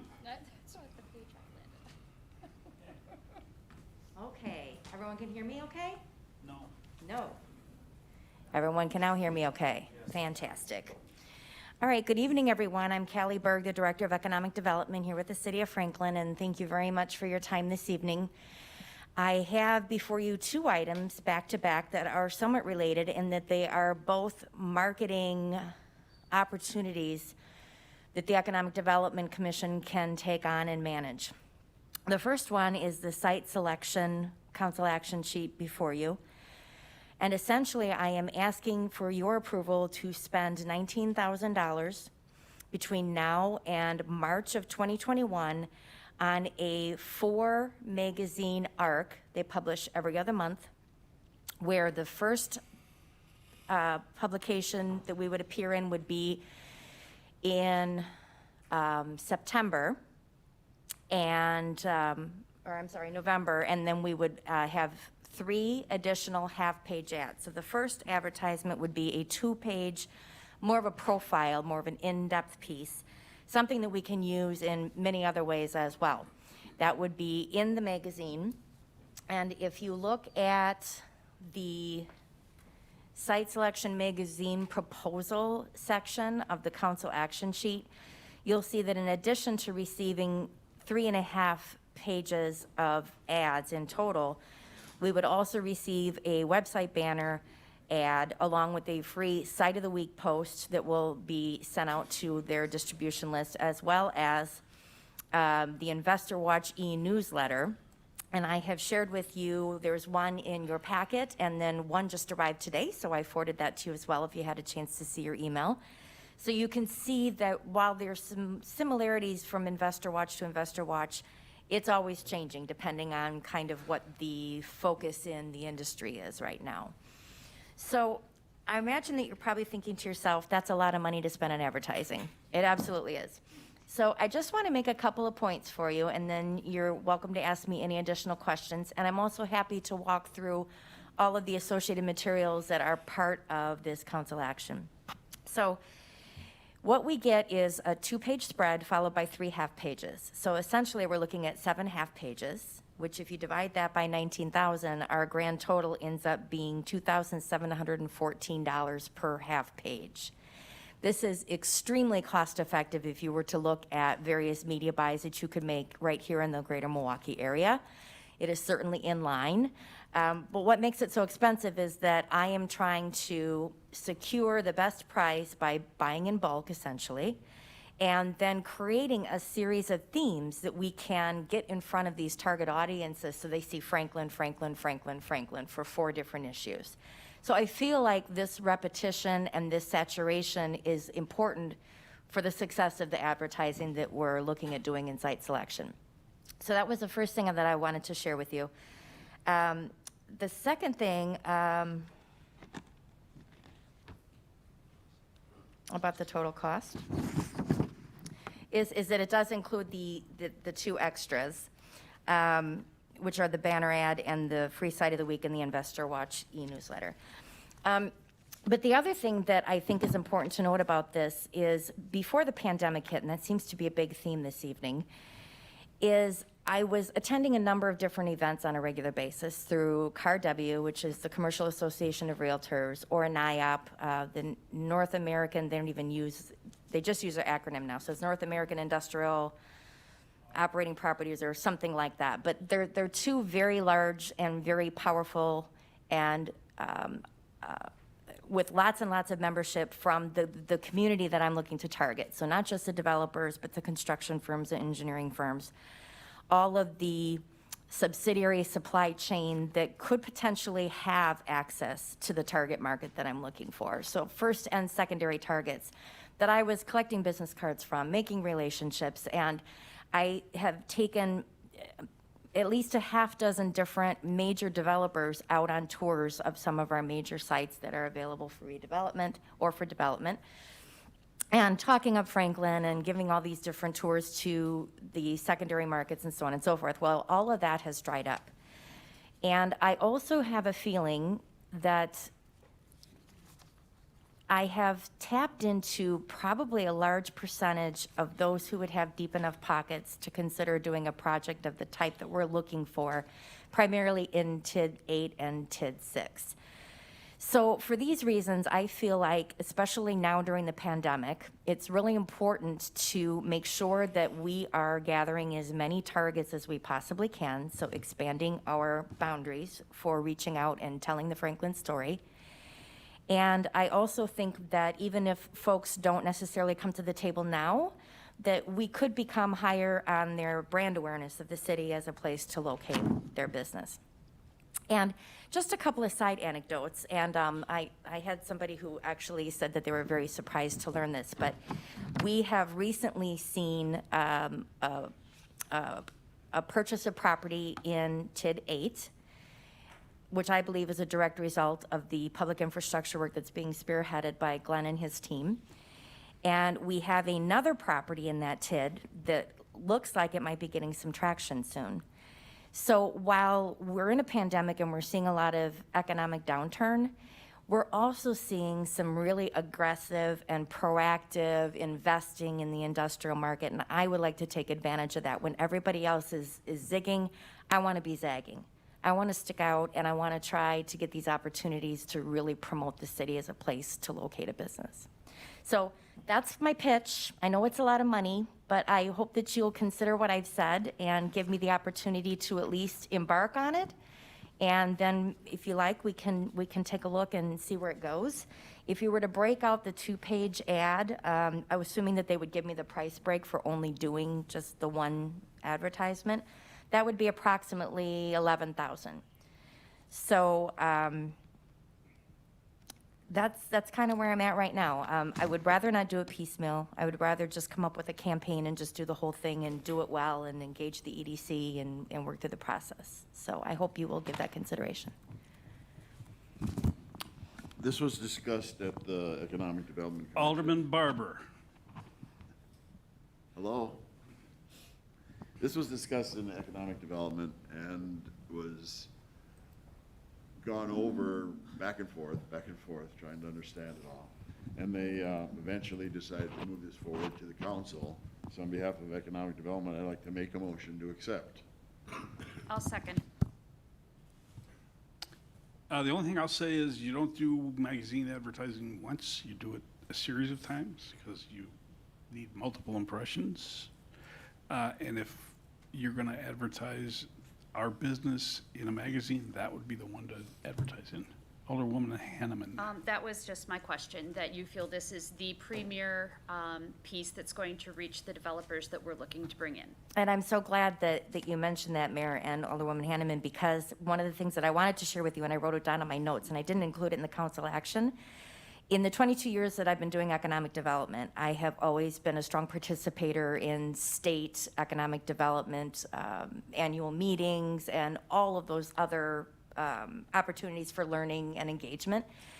And Site Selection Magazine has always been one of the premier vendors at every event I've attended, and they are always spoken of very highly by my peers. So in addition to the testimonials that are included in the packet, I have personally seen and felt the positive energy about this as an outlet for advertising. What would it take to get them to do an article on us? Put us in one of their top lists. I will go back and see what other freebies I can get out of this. That'd be great. And I, just so you know, I did approach the Wisconsin Economic Development Corporation about potentially advertising with us. On the second page, there's a table there that basically demonstrates that the higher frequency, to the mayor's point, that you advertise, the better bang for the buck that you get. And these statistics here are not for a specific organization. So this Wisconsin number is not all WEDC ads. It would be Fond du Lac and Madison and Franklin, and all of them combined came to a total of 17 ad pages. So just to be very clear on that. But I'm hoping that while they said no right now, they're not focusing on attraction, outstate attraction at this time. They're really focusing on their We're All In Together grant program. But I'm hoping that eventually they see how successful they are and they decide to join us. Because All those- I'm sorry, go ahead. I was just going to say, it looks from the chart that you provided us here that there's just shy of a one-to-one relationship with page buy versus project. I mean, I don't know in terms of dollar value how that is, but for Iowa, 21 pages of ads brought in 25 projects, so. Minnesota did even better. Yeah, it's just, that's just interesting, but thank you. Yes, thank you. Anyone else? Alderman Dandra? I mean, I believe you that this is probably the top-notch contractor, developer magazine out there. I know that this stuff, these types of magazines are far and few between. And I have a difficult time burying myself into a magazine, okay? I don't believe in that type of advertising and marketing. So I'm not supporting it. May I just bring your attention to, they routinely survey their target readership, and overwhelmingly, the folks that we're trying to target prefer the print version to all of the virtual options. So while we are looking at a print version, we will also receive some support via social media and online presence and email as well. And if this goes as well as I think it will, I would be interested in expanding the campaign to include some of those other components, to your point. Because I agree with you, everybody processes information differently. And I just didn't want to bring back a bigger ask than the 19,000. So I thought I would start here and see where it goes, and I may be back before you in March.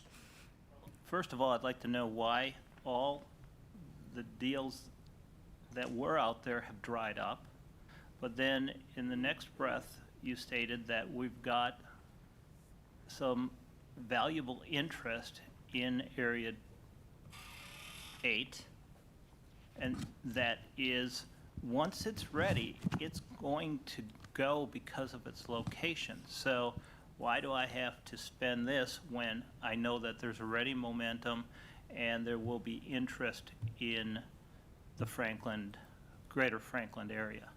That's a great question. So while I believe that we can continue doing what we're doing and we'll eventually fill up that park, I want to hedge our bets a little bit. I think for $19,000 to reach out to perhaps some corporate site selectors who are doing a private search and therefore are not hitting the radar screens of any of our developers, and so therefore they don't know that they might have an end user that they could put into a new building. Just as an example. In other words, prospects come through many, many different doors. And I've been using one door since I've been here. I would like to try another door and see what happens. How are you going to measure this? They offer a lot of different analytics. I will be using a EDC at franklinwi.gov specific email address for inquiry, so I will know if I get an email to that email address that it is a direct result of site selection. I will be asking anybody who contacts me, asking about site information, where they got the information to find out if it came from site selection. And I will also be working with the folks there to make sure that we are capturing anything that can be measured, for example, the social media, the investor watch, and some of the other things. I think we'll have a pretty good feel by March. If I haven't gotten any hits at all, then clearly either the timing was wrong or the channel for trying to reach the target market was wrong. But I don't think that's going to be the case. And because it goes over 2 years, I'm actually going to be using, well, maybe I'm wrong. I was thinking budget from 2 different years because I think I can carry it forward. But anyway, so it's actually going to be almost a 6-month campaign for this money. This is Actually, more than that. carryover money from last year. Yeah, some of that Okay. is carryover money from last year. And I have a total of about $59,000 in my total non-personnel services that's unused for 2020 so far. So I'm in good financial shape. The EDC could also do some other things this year if they choose to proceed and still leave me with a comfortable cushion for anything unforeseen. So how much does this cost in total? $19,000, Just the 19,000? yes. Okay. Anyone else? Yeah, yes. Alderman Wilhelm. And then Alderman Mayor. Kelly, have you reached out to Visit Milwaukee, who would probably, be signing on and help you out? I can certainly reach out and ask them about that. I would be very, very cautious to ensure that we are not competing against one another should they decide to partner with us. And I tried to reach Visit Milwaukee because the Tourism Commission was interested in becoming a member. And at that time, they were having some turnover in their leadership. And then the pandemic hit, and we just have not continued that conversation. So I will put out feelers, and I will do what I can to see if we can partner smartly with others in the community. This isn't a tourism magazine, though. No, it is not. This is strictly industrial and related, industrial commercial, non-residential, non-tourism. I asked that question because I thought, there's a lot of connection between, things that people like to do in the area. So, I'm supporting the project. That's all I have. Thank you. And I will certainly make that call. It doesn't hurt to ask the question, right? Alderman Mayor. Kelly, have you lined this up, the banks for your buck, the magazines compared to any other types of media, any other types of website design or website flashes that are available? Not yet. Primarily because site selection is just the premier place for anybody doing economic development to advertise. So the target market all looks for that magazine for their opportunities. The economic development community all pushes their offerings through Site Selection magazine. And if we are successful, I would like to expand what we're doing in terms of advertising and promotion. But I'd like to try one thing at a time, and then I can tweak and I can make the story itself more interesting, the pictures more alluring, the message more compelling. And Site Selection Magazine will help with the layout and the graphics and the writing and all of that other stuff. So I think this is a great first opportunity for us. Okay, thanks. All those in favor of the motion signify by saying aye. Aye. Aye. Any opposed? No. No. No. Madam Clerk. Alderman Dandria. No. Alderman Mayor. No. Alderwoman Wilhelm. Aye. Alderwoman Hanneman. Aye. Alderman Barber. Aye. Alderman Nelson. No. Mayor votes aye. This motion carries. Thank you. Item G12. Okay, more advertising, but This is a Business View magazine, Franklin feature supported by key vendors. sorry, I didn't mean to jump in front of you there. This is another advertising opportunity, but it's very different. This one doesn't cost the city anything in money.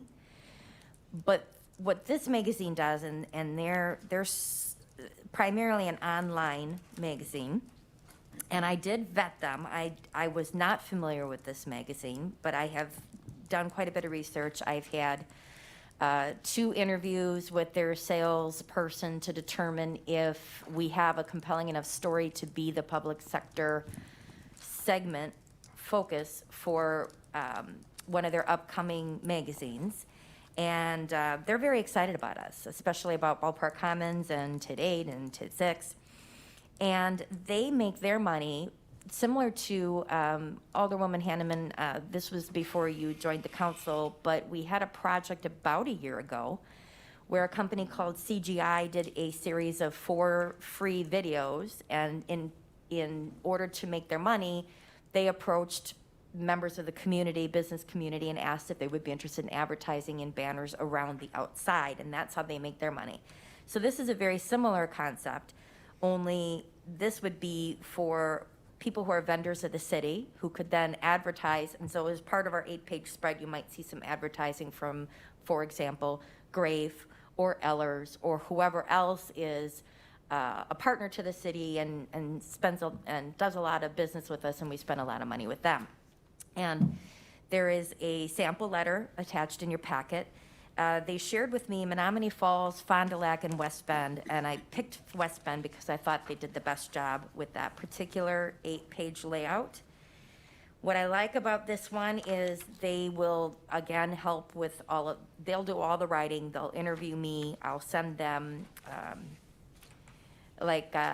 conceptual site plans for TID 8 and TID 6, for example, among other things, photos and that sort of thing, and they'll put it together into the 8-page spread, which will also be a standalone piece that I can then turn around and I can email and I can use in many, many other ways. So I'm asking for your approval or your blessing to move forward with this project. I do not believe that any Franklin residents or businesses will be approached unless they're doing business with the city and making money from their interactions with the city. So it's possible that you might be approached by somebody as a constituent who might have some questions or concerns, and I would make sure that you were fully armed with all the information to respond to those types of calls if that should happen. And so, again, I'm happy to walk through anything in the packet with you, but I think it's pretty self-explanatory. And I am asking for your blessing to move forward. Well, I always believe in Alderman free. Dandria. I always believe in free is good. So, Alderman Barber.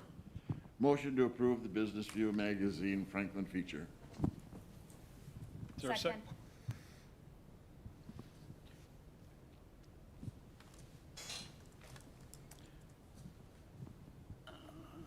So just one question. Alderman Mayor.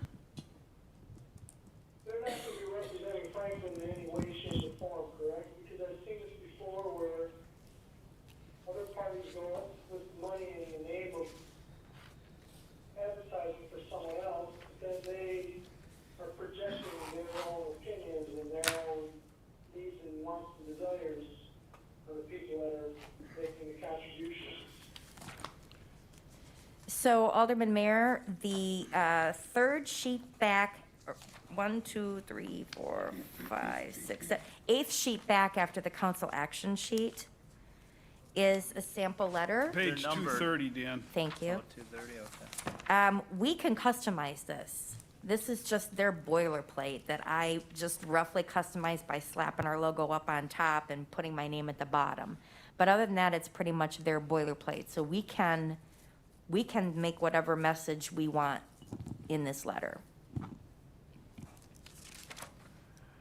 that's good, but they're gonna still be talking, investors are still going to be dealing with this company. And so we just wanna make sure that they're not representing us in a way that we don't wanna be represented, is all I'm saying. And I can add my phone number to this letter as well, so that I would take frontline calls and manage them to the best of my ability, and only pass them off to you if I'm unable to successfully quiet any concerns that anyone might have. But I don't think that that'll be the case. I actually think that the vendors who are going to be approached to be part of this will jump at the opportunity to advertise in this forum alongside the city and their 8-page profile. Okay, and has the city attorney viewed the contract on this? No. Not yet. I would suggest that before we fully execute this, that you review that contract. So noted. My issue with this is similar but different. I always get a little sensitive about having people approach our vendors, asking our vendors to spend money to support us in a venture that they have no control over. It's a little like extortion, but it's controlled extortion, I guess. So, anyway, any other questions? Nobody asked what the circulation is on this. Where's it go? 840,000 executive subscribers throughout North America. Readership is primarily C and VP level executives and finance and procurement managers in industries such as construction, energy, retail, manufacturing, supply chain and logistics, healthcare, franchising, energy, food and beverage, public sector, and green business. Okay, all those in favor of the motion signify by saying aye. Aye. Any opposed? No. Madam Clerk.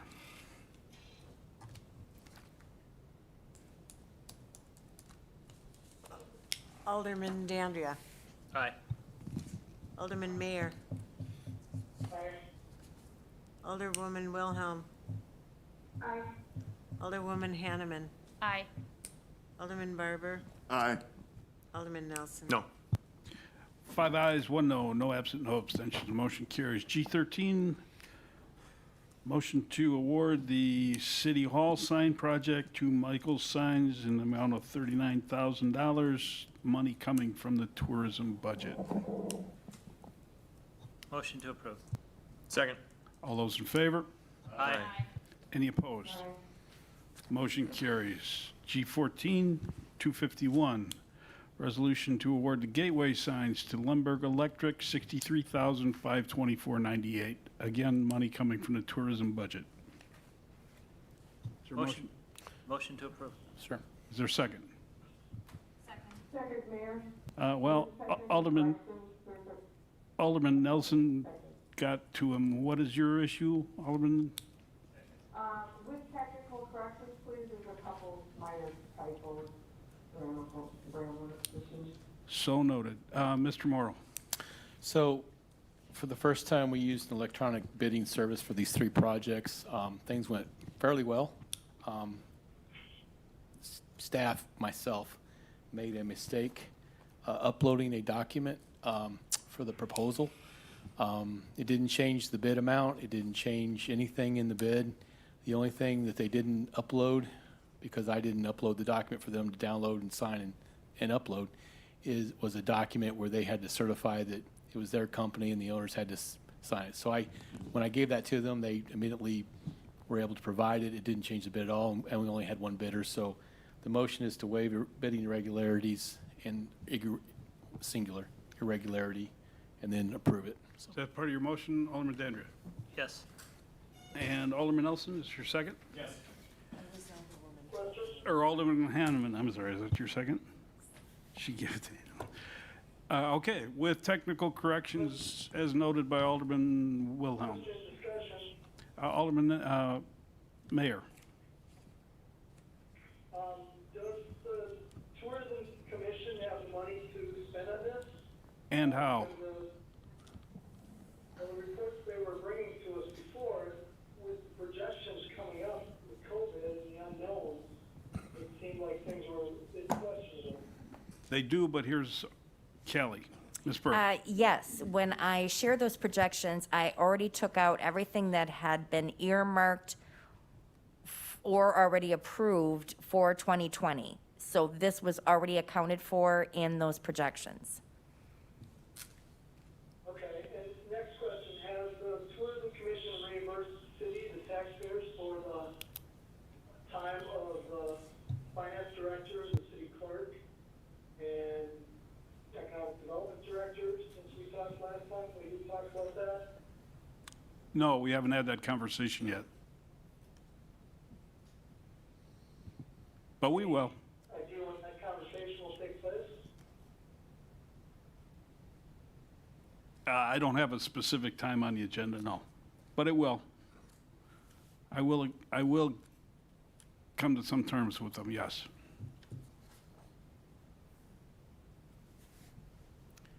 Nothing further. Thank you, Dan. All those in favor of the motion signify by saying aye. Aye. Aye. Any opposed? No. Madam Clerk. Alderman Nelson. Aye. Alderman Barber. Aye. Alderwoman Hanneman. Aye. Alderwoman Wilhelm. Aye.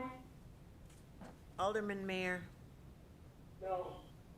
Alderman Dandria. Aye. Motion carries, 5 ayes, 1 no, no absent, no abstentions. G15 on page 255 is approval of landscape quote for City Hall perimeter landscaping. Who's doing this?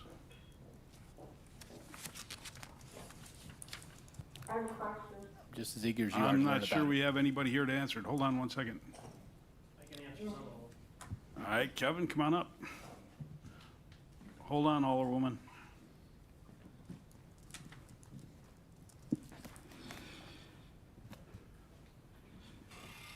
Push the button, make it green. And- All right, Alderwoman Wilhelm. It's Kevin who? Kevin Schluter. Okay. My only question I have is someone going to check the plans against the invasive list, because I know there's burning bushes on there, and that's been escaping. I know when I was working at Greendale years ago, it was escaping into the woodland. And, there's another grass on there. I believe it's a sterile seed grass, but it's another one that if it's not, and we get the wrong one, we might be creating a very high maintenance project and a spreading of invasives. And you do have a significant wetland across the street and behind the hospital, or the OR center there. And so typically we have, sorry about that, so loud in the phone line. Typically we have the planning staff looking at the invasives on development plans we do, and I don't know if they've looked at it. So that would be my suggestion. I do like John, they do a great job. Thank you. All I can say, Alderman Wilhelm, is that Tom has been working with them, and I haven't heard anything like that, so I will address it tomorrow. Okay, thank you. Anything else? One more question. Alderman Mayor? Kevin, what's your assessment of this? The overall, I mean, I'm in, yeah, I'm in favor of it for what the work they're gonna do and what we're gonna do. It works out pretty good. Thank you.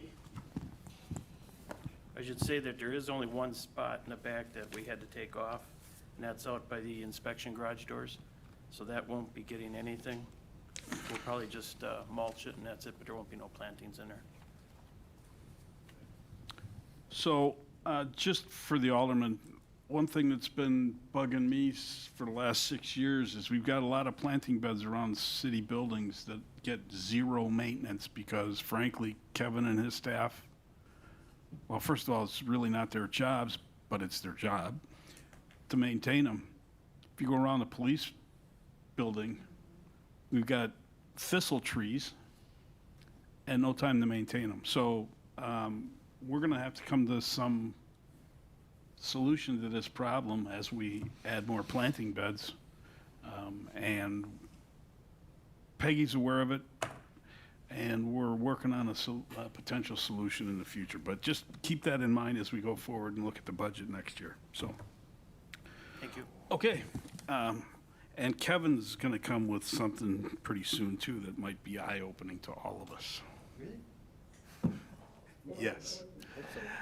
So on page 256, is there a motion to authorize Director of Inspection Services to execute a quotation purchase order with Johnson Nursery, City Hall Landscaping Services, $24,635.98, and authorize the release of a check? So move. Second. Discussion. All those in favor of the motion, signify by saying aye. Aye. Any opposed? And we'll check on those invasive species. Motion carries. G16-261, resolution authorized change order number 1 for 68th Street vertical alignment, the amount of $22,983.74. So move. Your microphone's off. All those in favor? Aye. Any opposed? Motion carries. G17, page 265.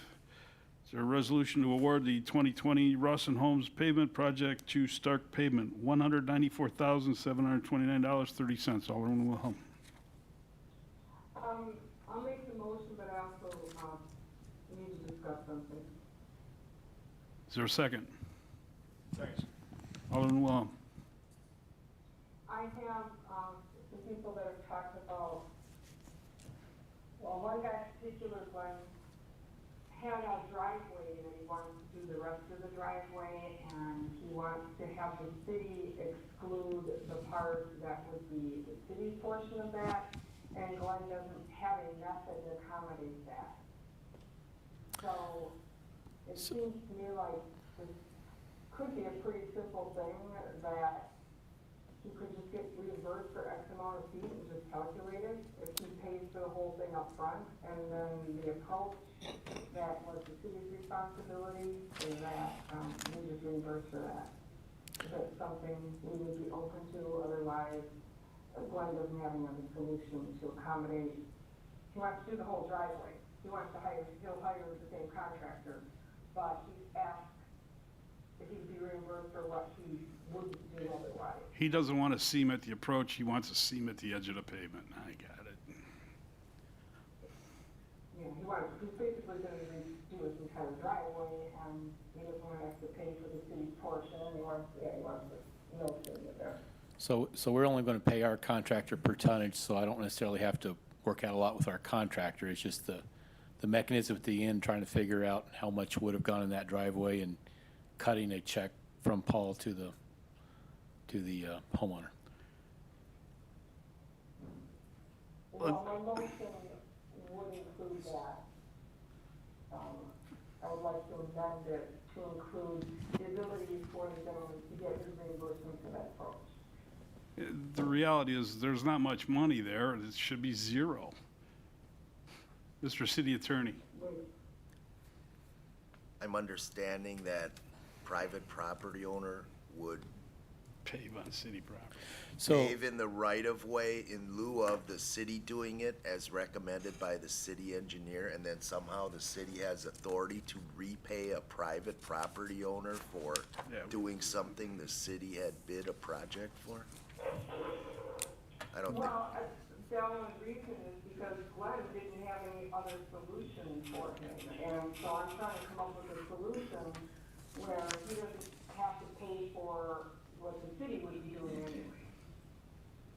He offered several different options to Glenn, and Glenn just basically said, I don't know how to do that. So I'm open to any suggestions for it. I'm just trying to, you know, he could just wait and do it later, but he thought since they're out there, he just have to do the whole thing. Because Glenn said he couldn't break the pro shop from the project or something. I don't remember what all the emails were, but Glenn maybe weren't saying that. Sure, I can cut that part out of our project. That's not a problem. The concern would be how do I turn around and write a check to the homeowner for paving his driveway in the right of way. That's not something I don't believe we've done. I don't think he was looking to cut it out of the project, but the original, back, you know, emails back and forth, he was asking me about working with the contractor. And that's not uncommon where we, The staff will not do my driveway at the same time. If I get started to do my driveway prior to the city project, can I be reimbursed for that approach portion of the street? that is not uncommon where when we do a project, a homeowner may work a side deal with the contractor to do other work on their project, and we make sure that we measure so we're not paying for work on private property. In this case, for some reason, Stark did not want to do it all at once. He may apparently come back later and do it or do it ahead of time, but he doesn't want to do it as part of our project, so I can't make the contractor do that.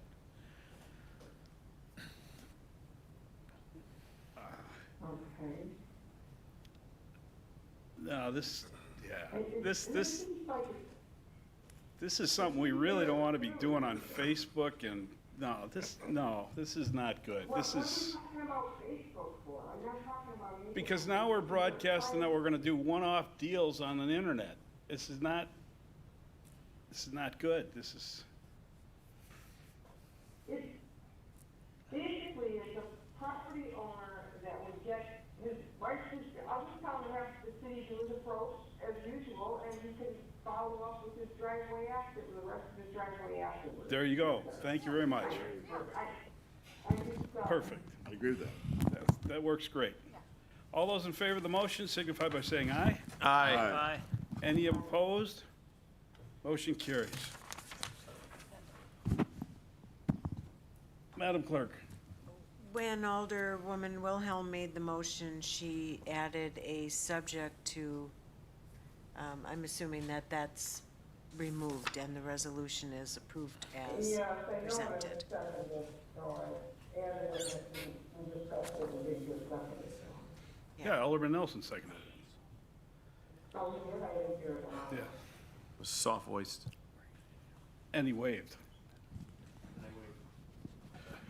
All right, G18 on page 267. It's hard to read because they're in the middle of the page.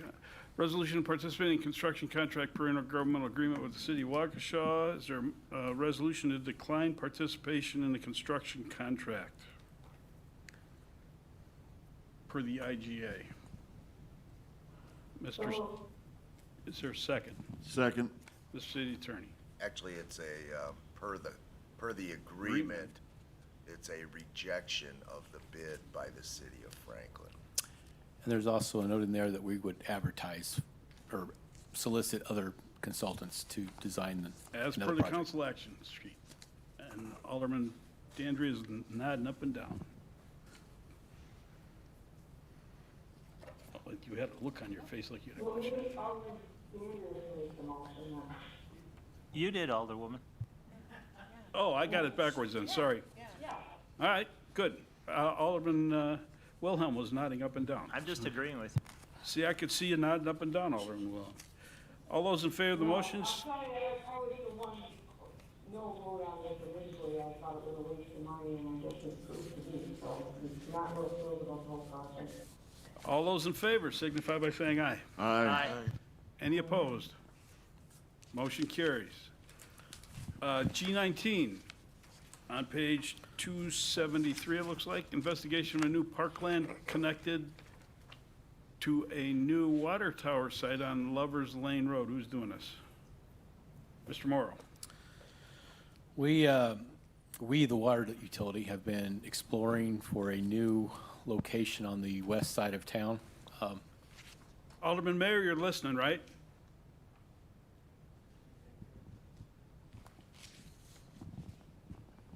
Alderman Mayor? Okay. Okay. So the water utility's been looking for a new tower site, and we've done some exploratory work, geotechnical work, and so forth. We found a location. It's on Lovers Lane, a couple of parcels south of Target, specifically south of a Baptist church there. Is a parcel that we only need a couple acres, and the people, the group that owns it, would like to sell 4 parcels. So we've actually been talking about maybe this could be a win-win for the parks and for the water tower site. The idea is that we would participate together as we go through this process, we're getting ready to make an offer. But there's some additional work that needs to be done to make sure it's suitable for a park site, and would be to help determine a market price for this property. Right now, there's some prices that have been thrown out there which are very high, which are probably some on their part hopeful what could be done with the property. We'd like to have some wetland determination done to really show what can or can't be done. The idea is it'd be a very small, almost like a kiosk restroom with some walking trails and some other things there. The Parks Commission has discussed the site, and that's why we're here to talk. If you're willing to help participate in doing some of the things as far as approaching DOT on an access, that conversation wouldn't need to occur if it was just a tower that only gets visited a couple times a week, but a small park that gets visited half dozen or more times a day would require a discussion with DOT. Some of those kinds of things needs to be done. So I guess I'm asking if the idea interests you is possibly sharing this as a park site, we can explore this further and come back with a cost and other ideas. Mr. Mayor? Mr. Mayor? Yeah, we have a process for a long time, and I didn't know that this much advanced. I really would like to sit down and see exactly what the plan is, and see what your proposal is there. I basically support, and I have supported this site since we talked about it a while ago, but I really would like to see what Sure. plan is. If that's okay, then I would make a motion to move ahead with the investigation, but I don't want to go for the final approval until I really see what's going on. Sure. Alderman, if you look on page 275, there's a very preliminary site plan. We show how a drive would come off of Lovers Lane. I show where the 2 towers would be, and depending on where the wetlands are, which is something we would do as part of this program to help develop the park site, presumably the kiosk and the parking area would be somewhere behind the water towers.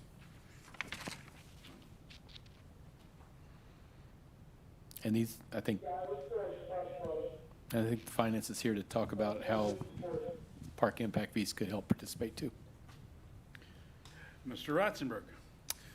So the budget appropriations on this would be broken out on a per acre basis. The Water Commission and the Water Utility would cover the cost of purchasing lands necessary for the water tower, and the balance of the acreage in the 4 parcels would then be park appropriations in the capital improvement fund, of which their current budget is $550,000 for parklands. I do not know the value of the land here that would be dedicated to parks, but whatever it is, approximately 50% of that cost would then qualify for park impact fees.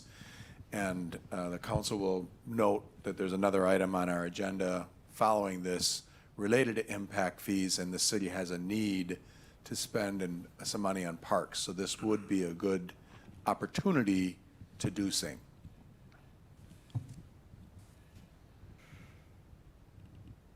Questions? Alderman Dandridge. I have a general question. If the city would buy the whole parcel, can we lease it back to the water utility for their use?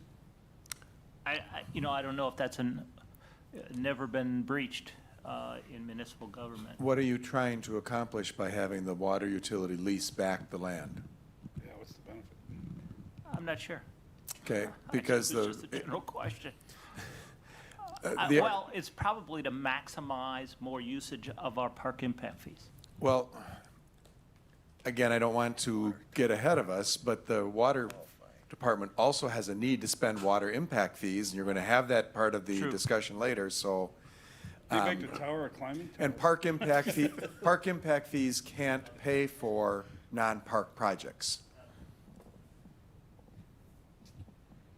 Do you have a motion?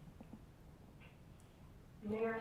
Dan kind of but he said only if Okay, Alderman Wilhelm, and then we'll need a motion from Dan again.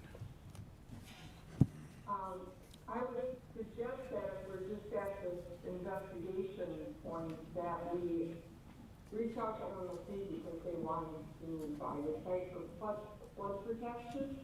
And if they could split the cost with us and we could still add it to the park land, we would have a match and then another match, so it would work out really well.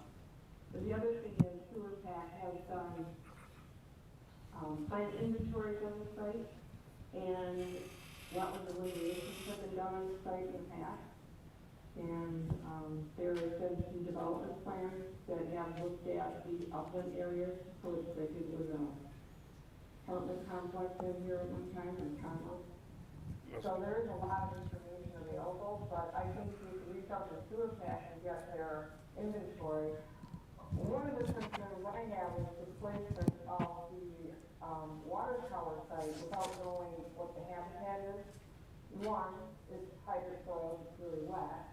Two, if I remember from the plant inventory on this site, as a secondary environmental corridor, was quite significant, and so you would want to do some sensitive placement, so you're not putting down a tower on top of some of the best habitat. So save the best for the residents of Franklin if you're going to do that by doing some investigation up front. That's my suggestion. Mr. Moore. I would like to point out that the water utility has already done a wetland delineation on the tower site location, so we structured it to avoid the wetlands. I can't speak to the other habitation that may be there. So that's why this additional effort, I would expect the parks to completely pay for it because they're delineating the rest of the site. Alderman Mayor, got a motion, ma'am? Well done. Is there a second? Second. All those in favor? Aye. Aye. Any opposed? Motion carries. Since Mr. Rotzenberg's sitting in front of us, item G20 is debt issuance planning and questions. Mr. Rotzenberg.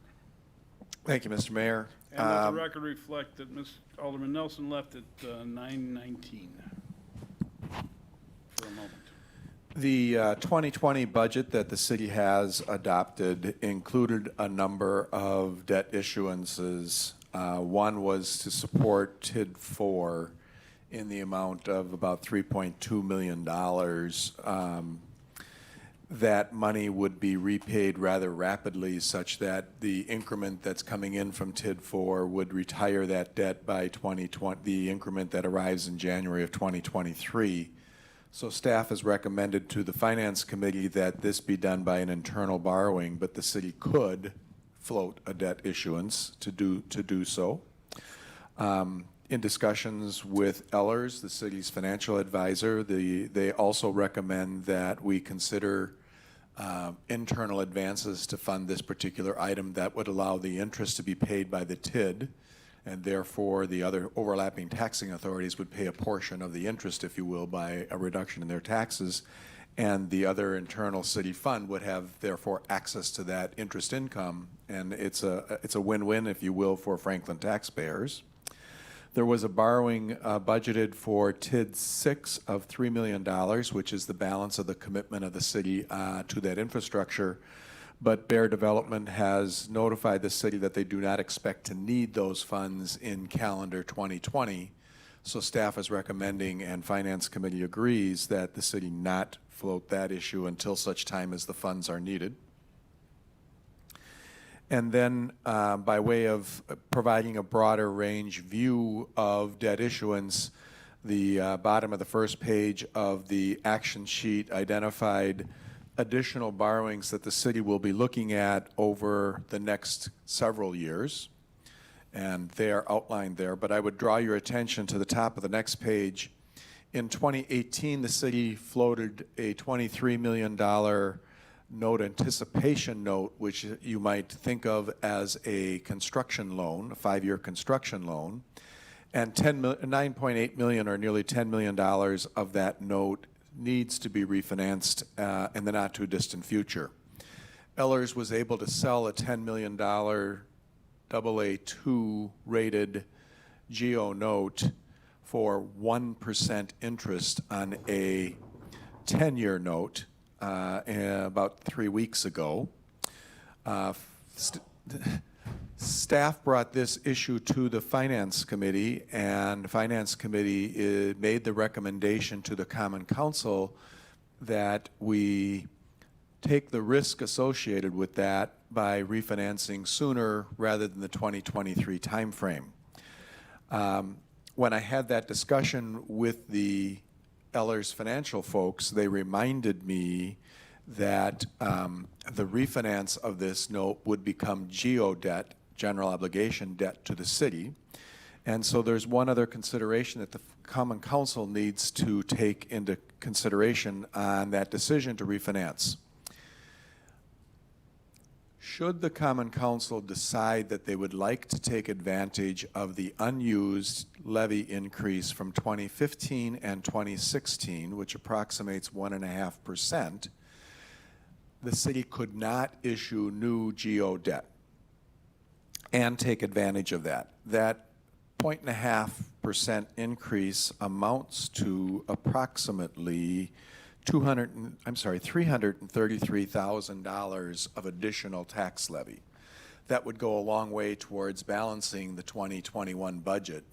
So if you decided to refinance as soon as practical, which would be sometime probably in September, you would be no longer able to take advantage of that look back and pull forward of that tax levy increase. Ellers and staff believe that interest rates will remain depressed for the foreseeable future. The Federal Reserve has said that they don't expect interest rates to be moved up in the next 2.5 years. So this window of opportunity is a little longer than maybe immediate, but one can't project the markets, so I don't know. But the council should be aware that you could delay this refinance until January of 2021. There is some confusion about whether or not you could take advantage of that increase. Staff has communicated with the Department of Revenue, and the reason being, in the summer of last year, staff contacted the Department of Revenue and received an opinion that the 2020 debt would be considered in comparison to the 2019 debt for purposes of taking advantage of the 2020 levy increase. A month after that, Ellers, our financial advisor, working with another community in the city, asked the exact same question, and the Department of Revenue said it's the 2021 debt that would be compared to the 2020 debt position. So I have notified the Department of Revenue of that conflict, that they gave us one answer and another community the exact opposite answer. And the Department of Revenue came back with the answer saying, it's currently looking at our inquiry and they will have a response within the next several weeks. So we don't have a definitive answer yet, but staff believes the answer would be that the Department of Revenue would look at our 2020 debt in comparison to our 2019 debt, and if that is the case, you would want to delay the GO refunding of the note till January of 2021. So there are 3 recommendations at the bottom of this Common Council action sheet. The first one is to take advantage of internal advances. I'm sorry, the first one was coming from the Finance Committee recommending that staff schedule the water tower project for 2021 to take advantage of some impact fees in the water impact fees, and those are expiring in the not too distant future. So staff, the Finance Committee was making a recommendation to Common Council that Common Council direct staff to complete the water tower project, or at least initiate the water tower project in 2021 to take advantage of the expiring water impact fees. So move. Second. And let the record reflect that Alderman Nelson returned to his seat at 9:23. All those in favor of the motion signify by saying aye. Aye. Any opposed? Madam Clerk. Alderman Dandria. Aye. Alderman Mayor. Aye. Alderwoman Wilhelm. Aye. Alderwoman Hanneman. Aye. Alderman Barber. Aye. Alderman Nelson. Aye. Wow, somebody sounded like a no on the phone. Motion carries 6 ayes, no noes, no absent, no abstentions. Alderman, Mr. Rutzenberger. The second recommendation coming from the Finance Committee is that the city do an internal advance to fund the $3+ million resource requirement for TID 4, understanding that that debt would be, or that advance would be repaid $1.1 million in January of 2021, approximately $1.1 million in January of 2022, and approximately $1.1 million, or the balance, in January of 2023, which would retire that debt and save the city some interest income. Motion to approve. Second. All those in favor? Aye. Any opposed? Motion carries. Mr. Rutzenberger. The final request or motion would be to direct staff to preserve the available 2014, 15, and 16, although I will note that the 2014 levy increase has already expired and is no longer available to the city. But approximately 1.5% of unused levy increase would be available if we would delay the note anticipation note refinance to the first quarter of 2021, pending the response from the Department of Revenue. If they said no, then we would advance it sooner, because we do have debt issues planned for 2021 and might as well take advantage of that rate opportunity. So move. Second. All those in favor? Aye. Any opposed? Motion carries. Okay, given that, move on to G21, which is an impact fee report on holding periods and an update. Mr. Rutzenberger?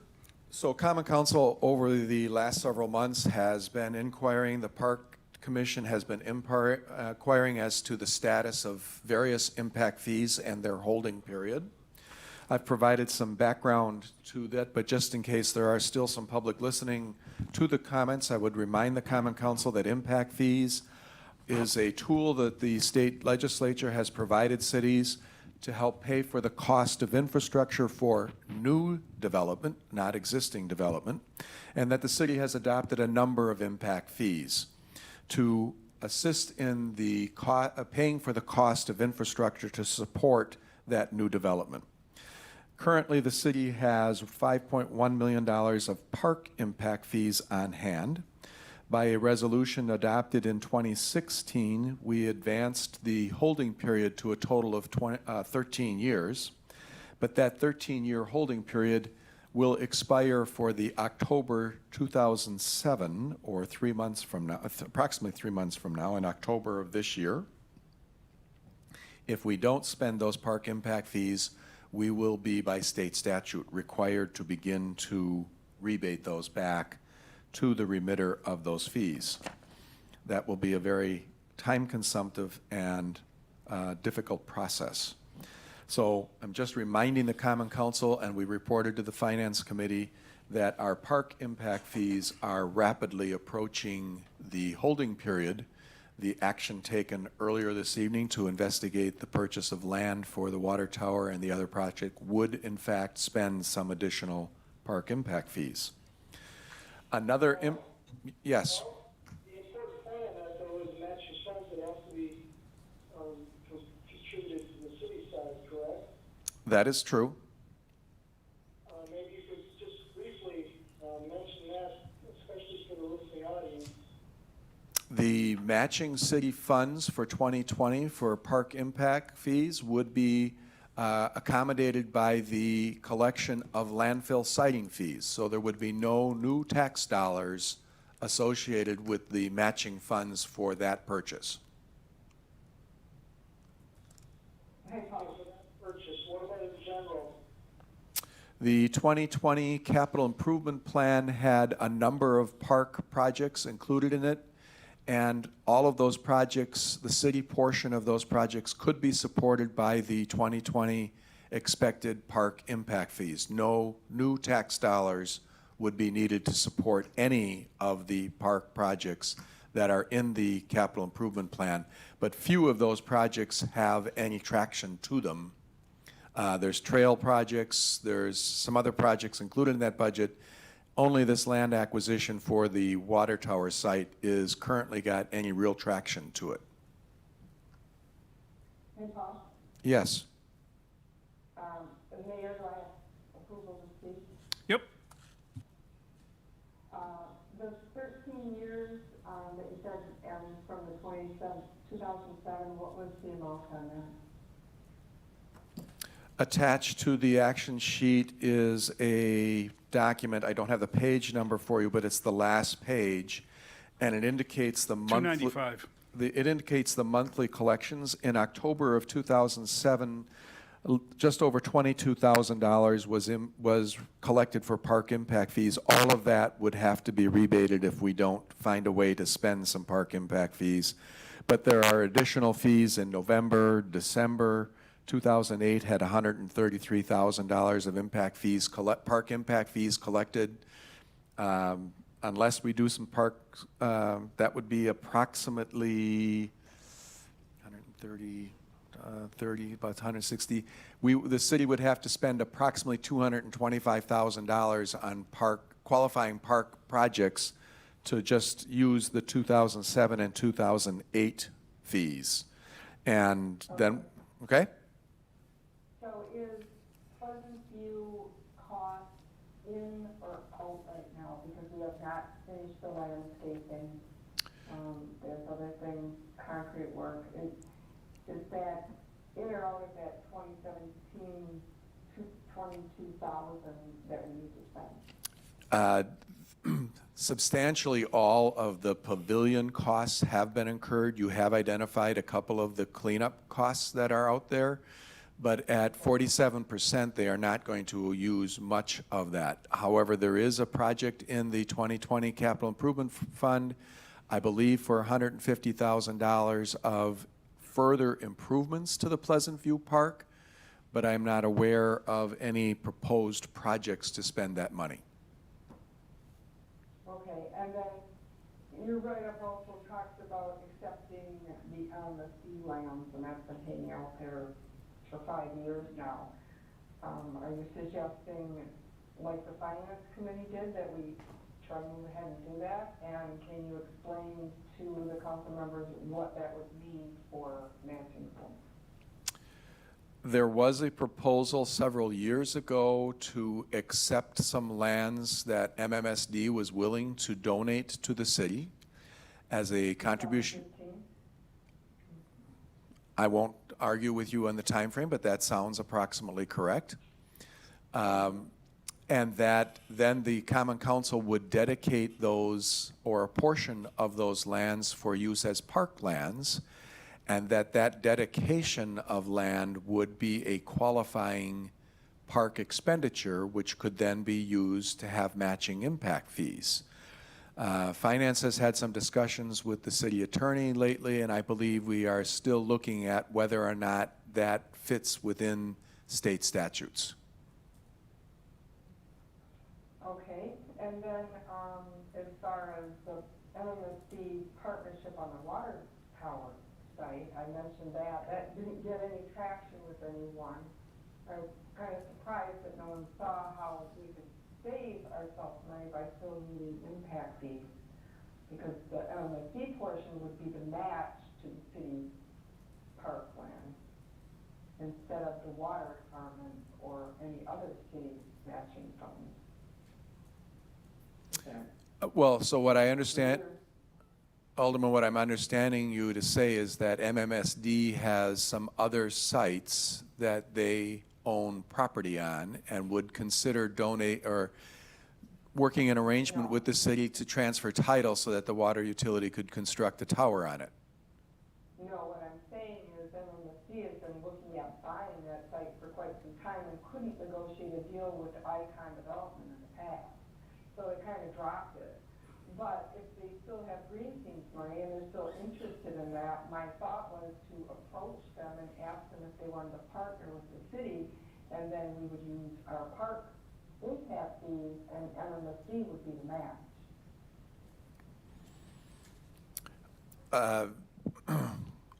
I would be looking for the city attorney to concur that the donated lands would be the city's portion of the match for park impact fees, and if that qualified, it would certainly work. Whether it met the current issue of park impact fees had to be spent, or some later portion, we have $5.1 million of park impact fees that need to be spent, so at some point in time, that may in fact work. And at some point in time, do you think, and on the council, we should be looking at, a partnership with the school for, some of the facilities that the community has been asking for? If the school has needs and we have needs, and they can help us match our impact fee funds, and maybe do a larger community project. We still don't have a community type center. Now, we can't really call it that, but we could call something a field house, or, and have the school district be part of it. Maybe they're the land owner, or we lease the land. Well, Alderman, I hear. I'm just throwing out some ideas to get the common council to think about what you've been trying to get us to do for years, is to spend some of this park impact fee money. Alderman, sorry? These aren't questions, at this point, Paula, these aren't questions for you. These are comments to the council. If I was sitting there, I'd be making a comment to them, but since you can't make that break on who I'm talking to, I'm letting you know over the phone. And then the other project, I mentioned about Pleasant View, but there's a portion of trail that was supposed to come off the end of the parking lot that was qualified. And there's the Marquette Avenue sidewalk from the school to 51st Street that we've been struggling with trying to make safe pedestrian access. We're going to have on the Plan Commission the school coming in and doing safety changes. And then we're going to have construction traffic winding through the neighborhood, and we have no pedestrian access anywhere. And we already have a council motion that said go forward and do that project. That was 4 months ago. And there's been no movement on that. So we have council motions, we have design plans, we have projects. I guess it's just a matter of, do we really want to pick any? Do we want to do anything? So, okay, so what else do we got here, Paul? So there are two other impact fees that have holding periods that are beginning to be approached. In 2013, the Common Council created a sanitary sewer impact fee. We are now holding $151,000 of those fees. That has a 10-year holding period starting in 2013, so we are only a couple years away from that expenditure period. And staff is making the council aware that that is something that needs to be done. This would be covering oversizing that might be connected to the Ryan Creek Interceptor, and there are a number of subdivisions and other developments that are now either under construction or being proposed in that area. So staff is just making the council aware that there are some holding periods there on the sanitary sewer fee. Lastly, the water impact fee is currently holding $2.7 million.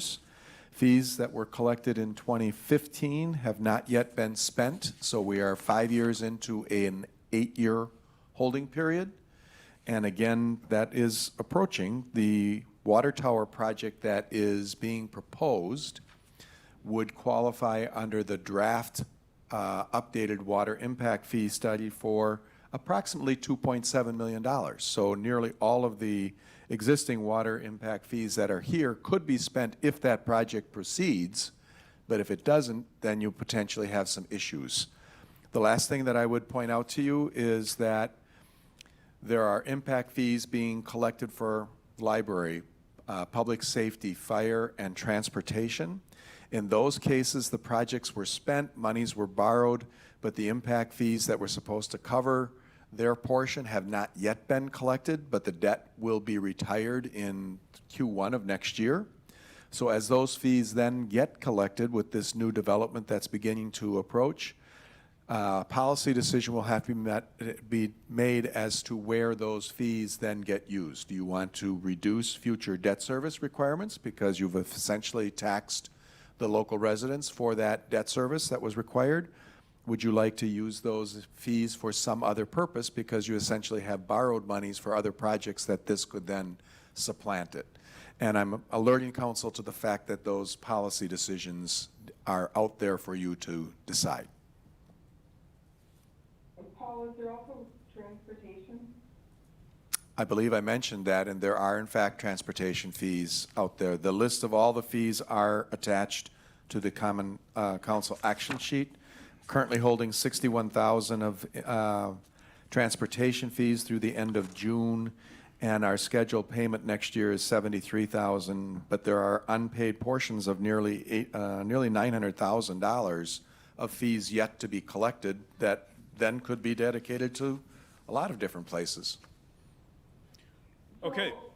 So, I'd like to just remind the council that on April 6th, 4 months ago, we all agreed, except for one alderman who was not considered to be there anymore, that we wanted to put Market Avenue through. A lot of these funds could be used, in addition to the money that we put in the budget. Do we have the will to make this project go forward? Are we just making motions just to make a motion? Because I'm really disappointed that was, supposedly going to go forward and nothing is happening forward. I guess I'd like to feedback on the council if any of you out there are willing to finish that project that we put so much effort into and the developers have, and only for the one developers, all their wetland permits have expired, so they lost all their money on that because the city. I think we're getting a foul of the agenda here. I know, but I think it's. I know, but doesn't work. Council members know. I know, but doesn't work, Alderwoman. It's 9:45. We've got other agenda items. Mr. Ratzenberg, we're on G22. Mr. Ratzenberg, we're on G22. Mr. Ratzenberg, we're on G22, finance report. So the May financial report has been included in your packet. If you had questions related to that, I could answer those this evening. These reports were reviewed by the Finance Committee in some detail, and the Finance Committee did recommend acceptance by the Common Council. Questions? Motion receive and place on file? Second. All those in favor? Aye. Any opposed? Motion carries. Move on to miscellaneous licenses. Alderman Hanneman.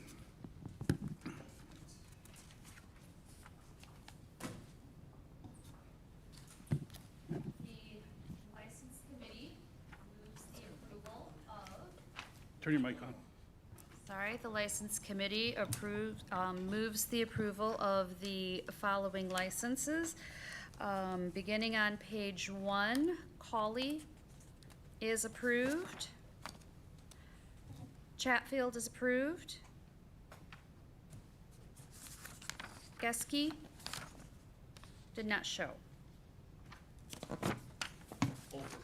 Hold for appearance. Metropolitan Builders Association, approve. Arneson, approve. Bandel, approve. Borger, approve, or hold for appearance, please. The remaining are approved on that page. Page 2, all are approved, except Olson, approve with letter. May be true, but no relation. Rain, hold for appearance. Page 3. Sammy, approve. Savarino, hold for appearance. The remaining operator licenses are approved. The following: Alley Cats Pub and Grill, doing business as Swiss Street Pub and Grill. The committee moves the approval of the change in premise, but hold for temporary entertainment and amusement till July 21st. St. Martin's Inn, approve, change in premise. St. Paul's Evangelical Church, both applications hold until July 21st. Second. All those in favor? Aye. Aye. Any opposed? Motion carries. Move on to vouchers and payroll. Is there a motion approving city vouchers with an ending date of July 2nd, 2020, in the amount of $1,815,630.40, and payroll dated June 19th, 2020, in the amount of $413,144.92, and payments to various payroll deductions in the amount of $418,410.45, and city matching payments, and payroll dated July 3rd in the amount of $389,517.42, and payments to various payroll deductions, the amount of $224,806.20, and city matching payments, and estimated payroll dated July 17th, and estimated at $390,000, and payroll of the various deductions estimated at $230,000, plus city matching payments, and property tax disbursements with an ending date of July 2nd as of $195.26. Madam Clerk. There's gotta be a motion first. Is there a motion? to So approve. move. Second. Madam Clerk. Alderman DeAndrea. Aye. Alderman Mayor. Uh-oh. He believes that I must have he's hung up been on- timed out of the call. Uh-oh. All right, well, here we go. Is Alderwoman Wilhelm? Must have timed out. Timed out also. Well, I'm gonna have a problem with the motion if you, I'm gonna say they left the meeting, they didn't leave the meeting.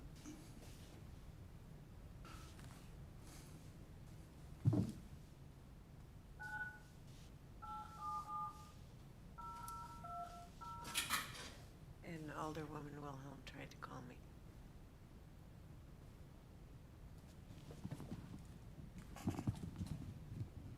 Hello, please enter your six-digit conference.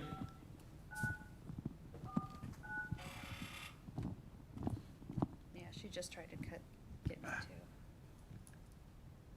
Tell her to recall in. Yeah. I've already done that, Paul. Okay. Should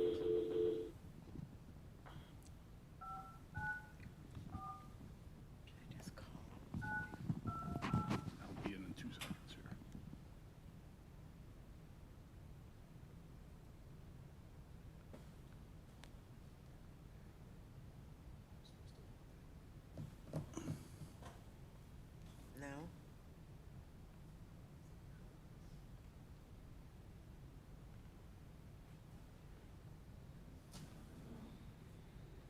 just call her on your phone, but why isn't this working?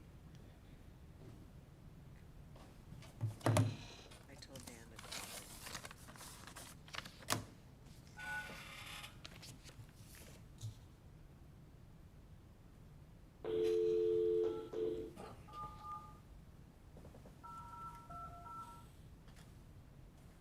Hello, please enter your 6-digit zip code. Welcome to conference. The call started. We will now connect you to your phone. There are No. one attendees She's at on. this conference. The host has joined the conference. Was it Dan or Kristen? This is Kristen, I guess you didn't like what I was saying. Well, I did inadvertently hang up on you, so I apologize for that. We're about to take roll call on the vouchers. Hold on. Okay, you're both on. Good. Sorry. I apologize. I did hang up on you. You tried to knock me off and get both of us off. I knocked you both off. Sorry, I apologize. So, we're about to do vouchers. I just read them all, so, I hope, What happened to the ones we were on impact fees, did we vote on it? no, there was nothing to vote on. Come back and vote on 3 other ones. There was nothing to vote on. So, but there was a vote. Kristen, if you let me do this, I will tell you exactly what happened, okay? So there was no vote on impact fees, okay? And then there was a vote on the finance report, which was merely to put it on file. And then we went to vouchers, and as, Licensing. okay, so, so you would like your vote on the finance report to reflect that you voted to place it on file? Same for you, Alderman Mayor? I believe I missed it all. And he called me to repeat everything he said for the last hour. Well, hold on one second. Play the tape. Okay, you've heard everything he said. Yeah. Okay, We'll go and then, home and we'll let and you then have we that went to discussion. the vouchers and payroll, and I read what I always read, and we were about to take a motion to, wait a minute. We did licensing. We did licensing, and there was one hold for appearance, and I think that was it. Couple hold No, for appearances. wrong. All right, Sandy will tell you what we've missed, what you missed. Or Alderwoman Hanneman can, but the licenses were approved. There was one operator, Olson, that was approved with a letter. And no relation, even though it was approved with a letter, because they didn't like the last name. There are a couple hold for appearances. The Borger, okay, Borger, Savarino, and Rain were held for appearance. The,